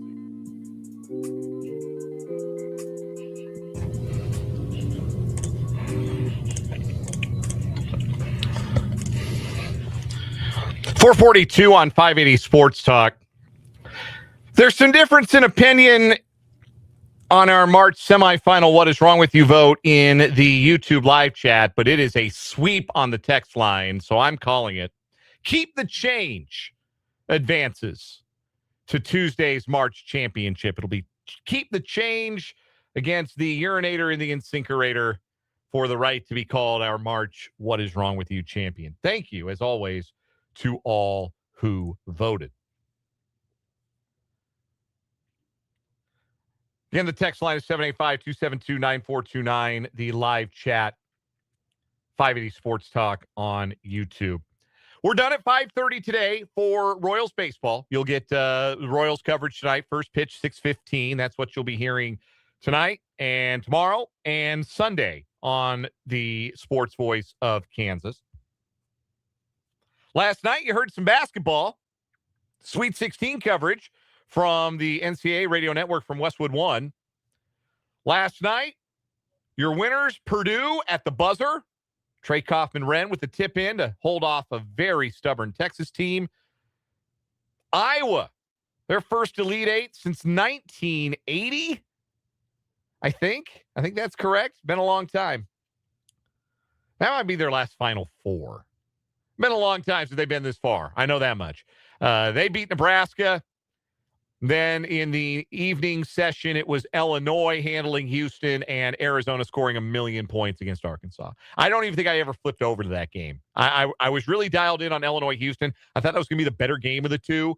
And Arkansas-Arizona was, it was reasonably competitive for most of the first half. And then just Arkansas couldn't guard. They couldn't do anything about Arizona. And Arizona shot it at a really high level. Like, they scored 109 points. It kind of goes without saying that, oh, man, they were shooting abnormally well even for them to score 109 points in that game. So I was 3-1 picking games last night. I wasn't all the way sold on Nebraska beating Iowa. I kind of hedged on that one. I said if Bennett Sturts plays really well, Iowa will probably win. And he was. He was great. He had 20 points, controlled the game, and Iowa won. Also, what I really should have said was, yeah, I think Nebraska will win unless they forget how many players you're supposed to put on the floor on the most pivotal defensive possession of their entire season. If that happens, then I think Iowa probably wins. I don't know if you're Fred Hoiberg, short of winning a national championship, how you ever live that one down. And it's such a gut punch because it's been such a fun season for Nebraska. An unprecedented season, right? They never won an NCAA tournament game. Never mind two to get to a Sweet 16. And it wasn't just that they popped up in the tournament. They won some games. They were good all year. They were in the top 10 of the AP poll at points this year. They had a number 4 seed. That was a good team. Price Sanford, Rink Mast, the freshman kid from Lincoln, Frager, the coach's kid, Sam Hoiberg, with some big plays for them throughout the season. It was a fun team and a fun season and an unexpected joy for long-suffering, because that's all there really has ever been with Nebraska basketball is suffering, long-suffering Nebraska ball fans. And then it ended because they forgot to put a fifth guy on the court on the most important defensive possession of the season. And I don't make the rules, but that's how, if you're a fan of Nebraska, you get to choose. Like, that's the beauty part of being a fan, right? The highs, the lows, chances are your team doesn't win a championship. Like, the odds are pretty good at the end of every season. Your team didn't win the whole thing. So you've got to decide whether your journey as a fan that season, we all get to decide whether we have fun with it or we don't. Right? We all get to decide how we remember those seasons. If we remember them fondly or if we choose not to remember them fondly. So if you're a Nebraska fan, Nebraska ball, my brain defaults to Nebraska ball. I was out there for 4 years. I called it Nebraska ball whenever we would talk about it. If you are a Nebraska basketball fan, you get to choose how you remember this season. But for the rest of us, that's how we're going to remember the season. Not fun. We're not going to remember Rink Mass. We're not going to remember first Sweet 16, first tournament wins ever. We're going to remember you were down 3 with a minute left. You had 4 guys on the court. And short of winning a national championship, Fred Hoiberg is never living that down. Never living that down. 4 guys on the court. And Hoiberg owned it, which I respect. He took that in the chest in the post-game press conference, as you should. But I'm afraid that's how we're going to remember this basketball team, and that's how we're going to remember this coach. Down 3, minute to go. You can play it out. Like, you're not in a spot there. There's a minute left. Play it out. Get a stop. Run a play for Sanford off a dribble handoff or something. Get him a 3. Tie the game. Send it to OT. You got all the momentum. All you got to do is play it out. All you got to do is get a stop. All you got to do is remember how many players you're supposed to have on the basketball court while the game is in action. That's all you have to do. That's the easy part. And they screwed up the easy part. And like I said, if you're a Nebraska fan, you can remember it however you want, and nobody can taint your memories. But for the rest of us, say Nebraska 2026 NCAA tournament, oh yeah, weren't they the guys that had 4 on the floor with a minute left in a 1-possession game and got burned and got beat? Yep, that was them. That'll always be them. Tonight's games, St. John's and Duke is up first. Duke has probably been of the number one seeds that remain in the tournament, and we got 3 of them left. Obviously, Florida lost to Iowa in the round of 32. And Michigan plays early today. Arizona's already in the Elite Eight. Of the 1 seeds that are still left, Duke has obviously looked the most vulnerable. I guess there's a chance they could get Caleb Foster back tonight, is what they were saying. I haven't seen anything new on that, but there was an outside chance and some reporting just a couple of hours ago that he reportedly will play tonight. So that's a big deal for them. That makes them better. That means they can play Cam Boozer off the ball a little bit more, which is a big help. I think they're better. I think they have more good players than St. John's. I think they're a better offensive team than St. John's. But tonight we're going to find out how tough Duke is. Because if there's one thing that Rick Pitino and St. John's are going to do, they're going to turn that game into a street fight. They're going to defend and defend physically. And if Duke doesn't want that smoke, they could get upset. We're going to find out how tough Duke is tonight. I suspect they're tough enough. I pick them to win. But we're going to find out. We're going to learn a lot about Duke tonight. The other number 1 seed playing tonight, Michigan, they play Alabama. That's in that early window. I just think Michigan's too big for Alabama. Alabama's going to have to make like 23s, I think, to reasonably keep up with Michigan in this game. They're going to shoot enough threes to give them a chance to make 20. But I just think Michigan has too much for Alabama. I'm not overthinking this one or overanalyzing this one. I just think Michigan's a lot better. And too big, too much for the Tide. The late games, Michigan State, UConn, in a matchup of 2 teams that I have no idea how good they actually are. I picked Michigan State at the beginning because I was kind of operating under the assumption that any Big East team was probably fake good. And, I mean, look at the success the Big Ten has had in this NCAA tournament so far. So Michigan State, I think, is probably better, even though they're the lower seed. So I'm going to stick with that. I'll go with Sparty. Should be a good game. I think that might be, other than St. John's Duke, which I think is going to be low scoring, low possession, Michigan State UConn, I think, could be the closest game tonight. And then the last one is Tennessee Iowa State. Speaking of injury news, Joshua Jefferson, game time decision as of yesterday, listed as questionable for tonight's game. It's hard to imagine he's 100% if he plays. And Tennessee's not going to quit like Kentucky quit against Iowa State when things got tough in the second half.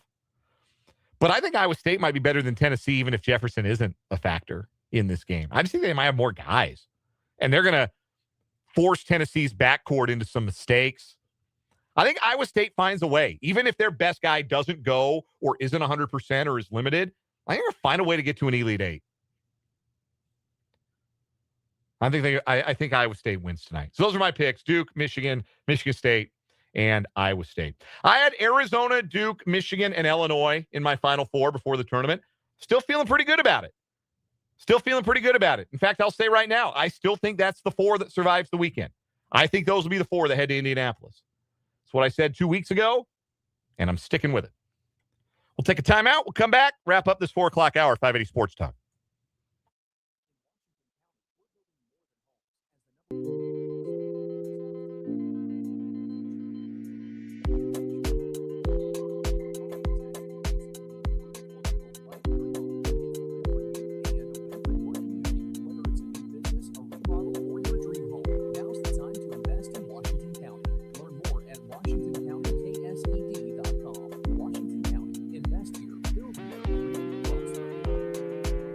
No matter where you stand, right, left, or somewhere in between, the people should choose who sits on Kansas's highest court. 68 years ago, our democratic right to choose judges was taken away. Kansas Supreme Court justices aren't chosen by voters. They're selected by a very small committee, mostly lawyers, chosen by other lawyers. Take back the bench. Vote yes on Amendment 1 on August 4th. Paid for by Americans for Prosperity. Marty Clancy, Treasurer. This is Carla Hall for Eggland's Best. Whether it's breakfast, lunch, or dinner, make sure you're choosing wholesome ingredients like Eggland's Best eggs to plus up your nutrition. With more than 6 times the vitamin D and double the omega-3s and vitamin B12 compared to ordinary eggs, Eggland's Best supports a healthy lifestyle. Available in so many delicious delicious varieties: classic, cage-free, organic, free-range, and pasture-raised. Eggland's Best. Better taste, better nutrition, better eggs. Visit egglandsbest.com to learn more. Hi, I'm Chef Franklin Becker. You know the jingle. Now discover the facts about Ozempic, a GLP-1. There's only one FDA-approved Ozempic made by Novo Nordisk. Learn about the real thing. Talk to your healthcare professional today. Call 1-833-OZEMPIC or visit Ozempic.com to view the medication guide and to learn more about Ozempic. Semaglutide injection 0.5, 1, and 2 milligrams.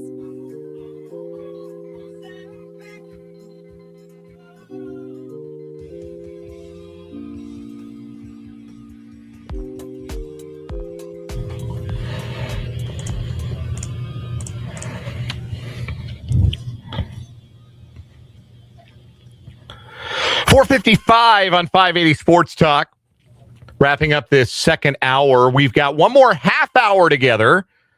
Royals pregame coverage at 5:30. First pitch scheduled for 6:15. 1 of 162. From here on out, they count for the boys in blue against the Atlanta Braves tonight. Too many interleague series to start the season. Is it just me? I tend to be a little bit more curmudgeonly about baseball-related matters, but it's too much interleague play for the start of the season. I understand that unbalanced leagues, 15 and 15, you always have to have one interleague series going on. I understand that that's how it works, but there's a lot of interleague play this opening weekend. I would have been okay with some more traditional matchups early in the season. Not Yankees, Giants. I guess that's, it's traditional if you're of a certain age and remember those teams both being in New York. But like Braves, Royals, it's too much interleague play for the first week. I would rather see divisional play. And I know the way the schedule works, like you don't want to blow your wad on divisional matchups in the first week, and then you have to hold them back because you want some of those in September too. But maybe a divisional series here or there for somebody would have been nice to see. Again, maybe I'm the only one who feels this way. Maybe I'm the only fuddy-duddy when it comes to tradition in a sport that doesn't seem to really care much about all of its traditions sometimes. But we got Royals Braves this weekend. And then, of course, on Monday, it's the home opener for the Royals. That'll be a day game. And you'll hear it right here on 580 WIBW and MFM 104.9. That means you won't hear us because it's a 3:20 scheduled first pitch.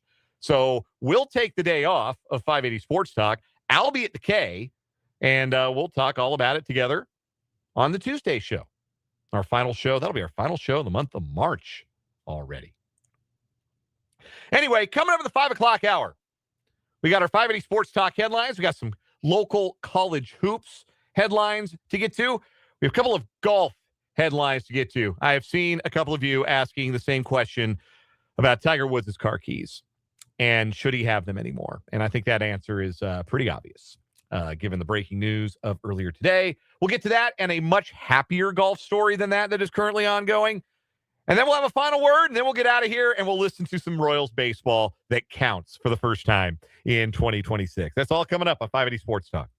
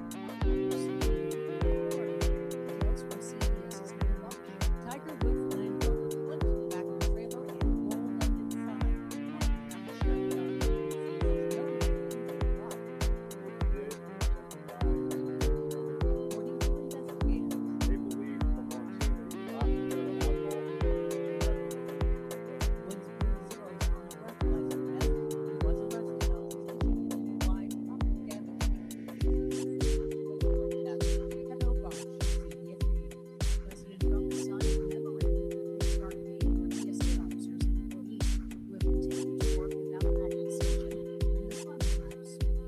Homeland Security this is Olivia Rinaldi. Some estimates say it's going to happen as soon as Monday. The president has been directing the Department of Homeland Security to try to get those funds expedited and then back in the hands of those two agents. The Senate asked DHS funding that joke. Speaker Mike Johnson comes up with another option. Mrs. Natalie Brand explains. The House Speaker says he's proposing a 60-day continuing resolution to fund all of DHS, including ICE, instead of the Senate deal. I spoke to the president a few moments ago. He understands exactly what we're doing and why, and we support it. House Democrats say that's a non-starter without reforms to immigration enforcement. House GOP leaders have notified members that votes are expected tonight. Rules pending finishes its work. President Trump appears confident that Iran will accept the framework for a peace deal with him. They are talking. We are talking now. They want to make a deal. Very simply, our military is the greatest in the world by far. Iran is being decimated. Iran will answer nations against Iran as well. Facilitate and expedite humanitarian aid for Israel. This is Julius Roberts on transmission A 26-year-old man from Texas who was in federal custody in Los Angeles has been guilty of leading an internet-based child exploitation with children that producing child sexual abuse joke. Made up of his Arizona Street, Texas, also being caught with neo-Nazi. Wall Street drops again to close incidents, rate losing and worse since the Iran war. The Dow and S&P 500 closed down more than 1.5%. Nasdaq tumbled over 2%. This is CNBC News. I want to know what's going on in the world. I'm telling you, there are big questions that all of us are asking. I want to get you the answers. How are you? I'm ready to go. Join me on the CBS Evening News. This Kansas Information Network update is brought to you by Eaton Roofing and Exteriors. Yesterday marked 2 years since Larissa Shernitska and her daughter arrived here from Western Ukraine. Her paperwork expired Wednesday, and without it, she can't work. The nonprofit that helped her and others get here say it's caught off guard by the problems. Shernitska and her daughter have built a life here, community at church, work, and school. Larissa continued her 20-year career as an EL teacher in the Topeka Public School District. She now faces the possibility of having to leave the U.S. Her legal status expired Wednesday, and her renewal paperwork is delayed. Representative Derrick has asked that cases, including hers, be expedited. Kansas is joining a new federal partnership aimed at keeping more kids out of foster care. Kansas is the 7th state to join the A Home for Every Child initiative. Leaders say the goal is to support programs that expand care options and address the root causes that lead children into foster care. This Kansas Information Network update is brought to you by Eaton Roofing and Exteriors. If there's one thing I've learned being in the job that I do, you've got times where you're spending several hours on your feet or walking a lot to cover events. It's great economy for the good feet sport. So many times after those events, my feet would ache from all the walking or standing that I was doing. A lot of times it was simply trying to run down my arches and get the soreness and aches out. Last summer I went to the good feet store and got my first arch supports. Let me tell you, the difference between then and now is literally night and day. It really starts with you. If you're living in pain, you owe it to yourself to see if Good Feet Arch Supports will help. And it's free to try. You work one-on-one with a Good Feet Arch specialist who spends time with you to understand your goals, evaluate your feet and arches, and then pairs you with your own personalized arch support solution. By supporting the body up the kinetic chain, Good Feet Arch Supports can help relieve foot, knee, hip, and back pain. And Good Feet Arch Supports can fit into any shoe. Improve the quality of your life 2 feet at a time. Try it for yourself and you'll feel the difference. It all starts with one visit to the Good Feet store. Schedule your free fitting and test walk at goodfeet.com or just stop by the Good Feet store at 21st and Wanamaker near Target. Get 5 quarts of Syndex synthetic and a microguard select oil filter for just $32.99 now at O'Reilly Auto Parts. Limit supply.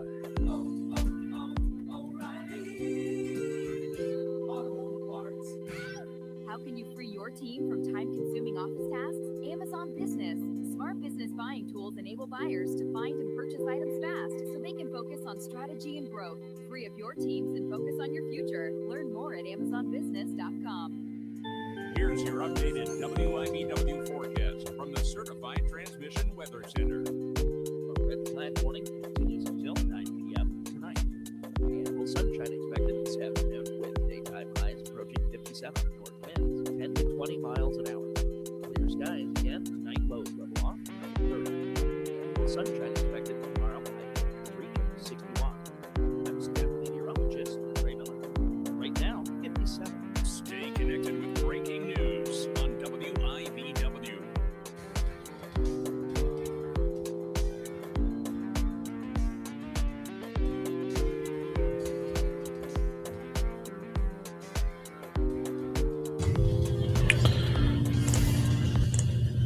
Let's get it. Final hour, half hour of the show on 580 Sports Talk on this Friday afternoon here on the Sports Voice of Kansas, 580 WIBW, FM 104.9, online at 580WIBW.com, and in living color on our YouTube channel, 580 Sports Talk, and our Facebook page, WIBW News. My name is Dan Lucero. Solo throughout the show today, so sure appreciate you hanging out with me today. And again, at 5:30, it's baseball time. We hand it off to the Royals Baseball Network for the season opener for the Boys in Blue, Game 1 of 162 at Truist Park in Atlanta as the Royals and the Braves open the curtain for the 2026 season. 6:15, the scheduled first pitch. Of course, it's opening day. Pregame festivities can run a little long, so we'll see when they actually throw that first pitch. But that's the scheduled time, 6:15. You'll hear it all right here, the same place you'll hear every game throughout the 2026 season, the same place you've heard every game since the first pitch of 1969 of Kansas City Royals baseball, right here on 580 WIBW. So we've only got a short time together here, which means we're going to do a headline segment, and then we'll break away and give you the final word, and we'll get on out of here, and we'll all go and listen to some baseball or watch some baseball or, I don't know, follow the dots on your phone on MLB Game Day. If you're curious, again, about where to watch the Royals, I think tonight's game is on Peacock, I want to say. I'm going to double check that. Maybe I'm messing around. I don't know that it did get national distribution tonight. But I can tell you that if you have a Royals.tv subscription, you will be able to watch it wherever you are, whether you're in the TV market or outside of the TV market. If you are a cable or satellite subscriber who has previously been able to watch the Royals, you will still be able to watch the Royals. Go to royals.com/watch. Royals.com/watch. You can go there on your phone. You go there on the web. That's going to let you know what channel the Royals are going to be on, depending on your zip code and your provider. You'll be able to enter your zip code, choose your provider, and that will tell you exactly what channel you need to turn it on. Some of you may have already found the channel while scrolling your channel guide. I can tell those of you who are local or hearing within the sound of my own voice here in the capital city, if you are a Cox subscriber, channel 78 is the Royals channel. That's all that's going to be on it. The Royals games.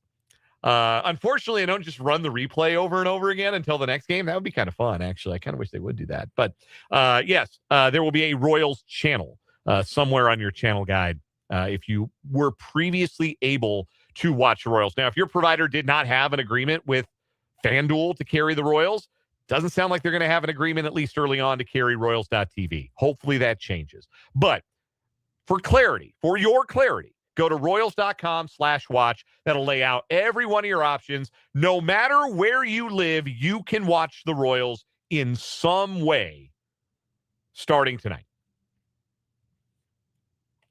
Anyhow, speaking of the Royals, let's start our headlines with the lineups. And again, I want to invite you to interact here in the final half hour of the show today. You can text the program, 785-272-9429. You can also get at me on the live chat on our YouTube stream.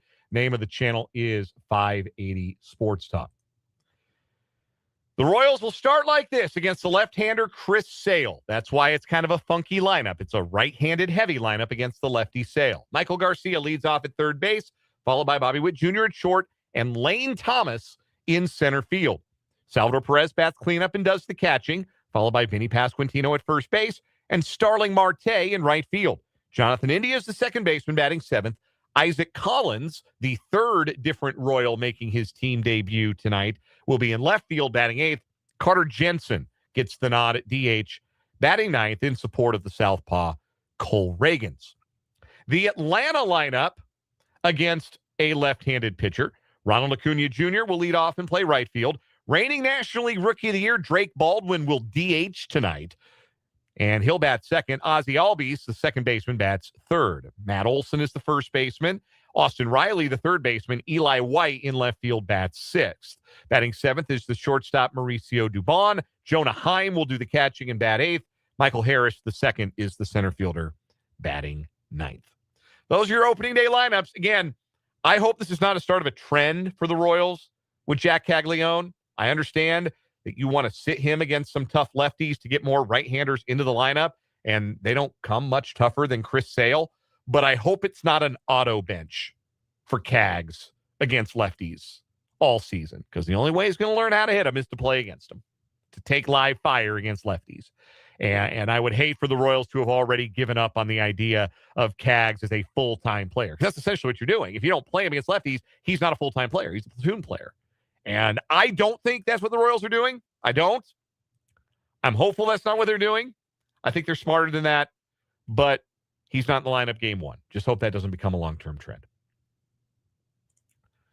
Next headline. This led CBS News at the top of the hour. So, yeah, if it's sports related and it leads CBS News, you know we're going to get to it on headlines. Tiger Woods has been arrested and charged, or has been arrested on suspicion of DUI. He's not yet been charged. The 50-year-old showed signs of impairment and was arrested Friday at the scene of a car crash in which he struck another vehicle and rolled his Land Rover in Martin County, Florida, not far from where Woods lives on Jupiter Island. The crash occurred this afternoon at 2 p.m. Martin County Sheriff John Budensyke said that Woods attempted to pass a pressure cleaner truck while driving on a two-lane road. The Land Rover swerved to avoid a collision as he was passing the truck, but clipped the back end of the truck's trailer. Woods' car then rolled onto its driver's side. Woods was not injured and was able to crawl out of the passenger side of his vehicle. He did not show signs of alcohol impairment, but was believed instead to be impaired by medication, which was widely suspected to be the reason for his February 2021 automobile accident that very nearly caused him to have his leg amputated. He suffered those open fractures to his lower right leg. We just saw Tiger competing on the links, on the virtual links, on Tuesday in the TGL finals. His Jupiter Links Golf Club team lost to the Los Angeles Golf Club. It was reported, I think, earlier today, kind of offhand by Woods' friend and 47th president, Donald Trump, that Tiger Woods was not going to play the Masters. Like, Trump just kind of threw that out there during some remarks he made. That was either today or yesterday. I forget which. But I did see the headline that, wait a minute, did he just, like, break some news? Is Donald Trump like the Adam Schefter of golf now, breaking some news on whether Tiger's going to play the Masters? But anyhow, Woods has spent the last several months recovering from a ruptured Achilles tendon and a back surgery in October. It has long been widely assumed, for lack of a better way to put it, that he has had a problem with painkillers, opiates, and that appears to be at least the suspicion of the cause for his impairment in today's car accident. Saw the comments. Tyler in the live chat on YouTube. JJ in the comments on YouTube saying, should Tiger Woods have his keys taken away or what? Yes, he should. Obviously, he's got a problem, and I sincerely hope, for Tiger's sake, for his family's sake, he's got kids, that he gets himself taken care of and really addresses this problem that he very obviously has. And yeah, if he doesn't drive for a long while, that's probably for the best too. But sad to see Tiger Woods in the news again for another car accident. Really, really sad to see that. Would you like to hear a happier golf story? I'm sure you'd like to hear a happier story of any kind. Here's a happy golf story. Gary Woodland leads by 3 shots going into the weekend at the Texas Children's Houston Open at Memorial Park Golf Course near downtown Houston. G-Dub shot a 63 today, 7 under at the par 70 course, and is 13 under through 2 rounds, 3 shots better than the Dane Nikolai Højgaard, 4 shots better than Jason Day and last year's winner at the Houston Open, Minwoo Lee. Woodland finished tied for second in this event last year. He has not won on the tour since his 2019 U.S. Open victory. Obviously, we all know the story of how much that Gary has been through personally and health-wise in that intervening time, the surgery to remove the brain tumor, the health impacts of the recovery from that surgery. Not long ago at the Players' Championship, about a month ago, in fact, Woodland sat down with Rex Hoggard of the Golf Channel and talked about just how difficult that recovery has proven to be over time, that he has dealt with PTSD, that there have been times when he has been moved to tears on the golf course, had to play while wearing sunglasses so that spectators would not see that he was in tears just trying to get through a round of golf. Just really, really struggling with PTSD as he continues his recovery from that brain tumor and that brain surgery. But obviously he likes the lay of the land at Memorial Park. And after shooting a 64 on Thursday, he went out and shot a 63 today. And I got to watch it. I got a TV in my office. I got ESPN Plus. I fired up the PGA Tour coverage of the tournament. They're showing a lot of Gary Woodland today. He's leading the tournament. And I am telling you, he made it look easy today. That was the easiest 63 you'll ever see. Hit a fairway, hit it close, knock in a birdie putt. Like it's the easiest game in the world. If he can do that 2 more times this weekend, he's going to win on tour for the first time in 7 years, for the first time since his major championship, for the first time since that surgery that derailed his career and his life. Man, how could you not root for Gary Woodland? Even if he weren't the professional sports franchise of Topeka, Kansas, even if he were just a really good guy on the PGA Tour that everybody loves, you'd have to be rooting for him. And the fact that he's one of us here in the capital city makes it all the more personal. So if, you've got a lot of sports entertainment options this weekend, and the Elite Eight, start of the new baseball season, Royals, make some time for the Houston Open. See if G-Dub can get this done.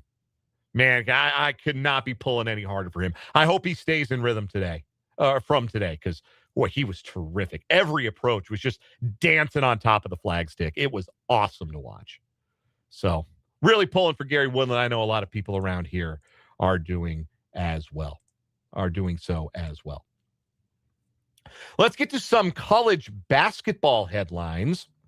Casey Alexander has his first commitment to the 2026-27 Kansas State basketball roster, and it is a high school commitment. Devin Hutcherson is the young man's name. He attends Holy Innocents Episcopal School in Atlanta. He is a 3-star recruit, according to the 24/7 Sports Composite.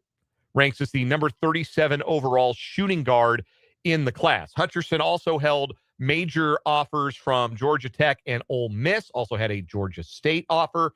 Averaged 20 points, 8 rebounds per game as a senior. Made 41% of his three-pointers. He had previously committed to play for Coach Alexander at Belmont and is deciding to follow him to Manhattan. So the first player we know is going to be on next year's roster is a high school commit. And you know what they say. It's an old adage that when you fire a coach, any sport, for any reason, you fire a coach, you kind of want the next guy to come in and do everything the exact opposite of the other guy. You fire the player's coach, you bring in a hardo. You fire a hardo, you bring in the player's coach, right? Well, I think there is absolutely an appetite for a coach to come in to Kansas State and do things the exact opposite of how Jerome Tang was doing them. And so far, that is exactly what Casey Alexander is doing. assistance with head coaching experience, and now a high school commitment before a transfer portal commitment, which obviously, right, because the portal's not open yet. A lot of Belmont Bruins in that portal. I think more than one or two of them probably end up in purple in Manhattan. But a high school commitment right out of the gate, that's another way to prove to K-State basketball fans that Casey Alexander is not Jerome Tang. As for KU basketball, we know the men are done, but the women aren't. They beat San Diego State last night in the WBIT quarterfinals, knocked off the Aztecs 85-78. So the Jayhawk women are moving on and will play on Monday at Koch Arena in Wichita in the WBIT semifinals. That game will be broadcast on ESPNU. I'm trying to find the tip-off time for that. They have not, I guess, announced the tip-off times, whether it'll be 1:30 or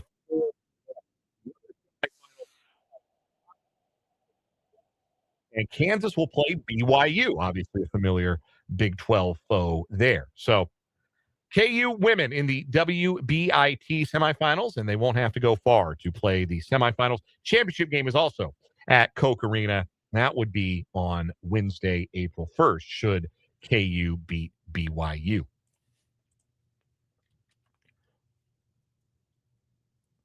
One more headline to get to on the program today.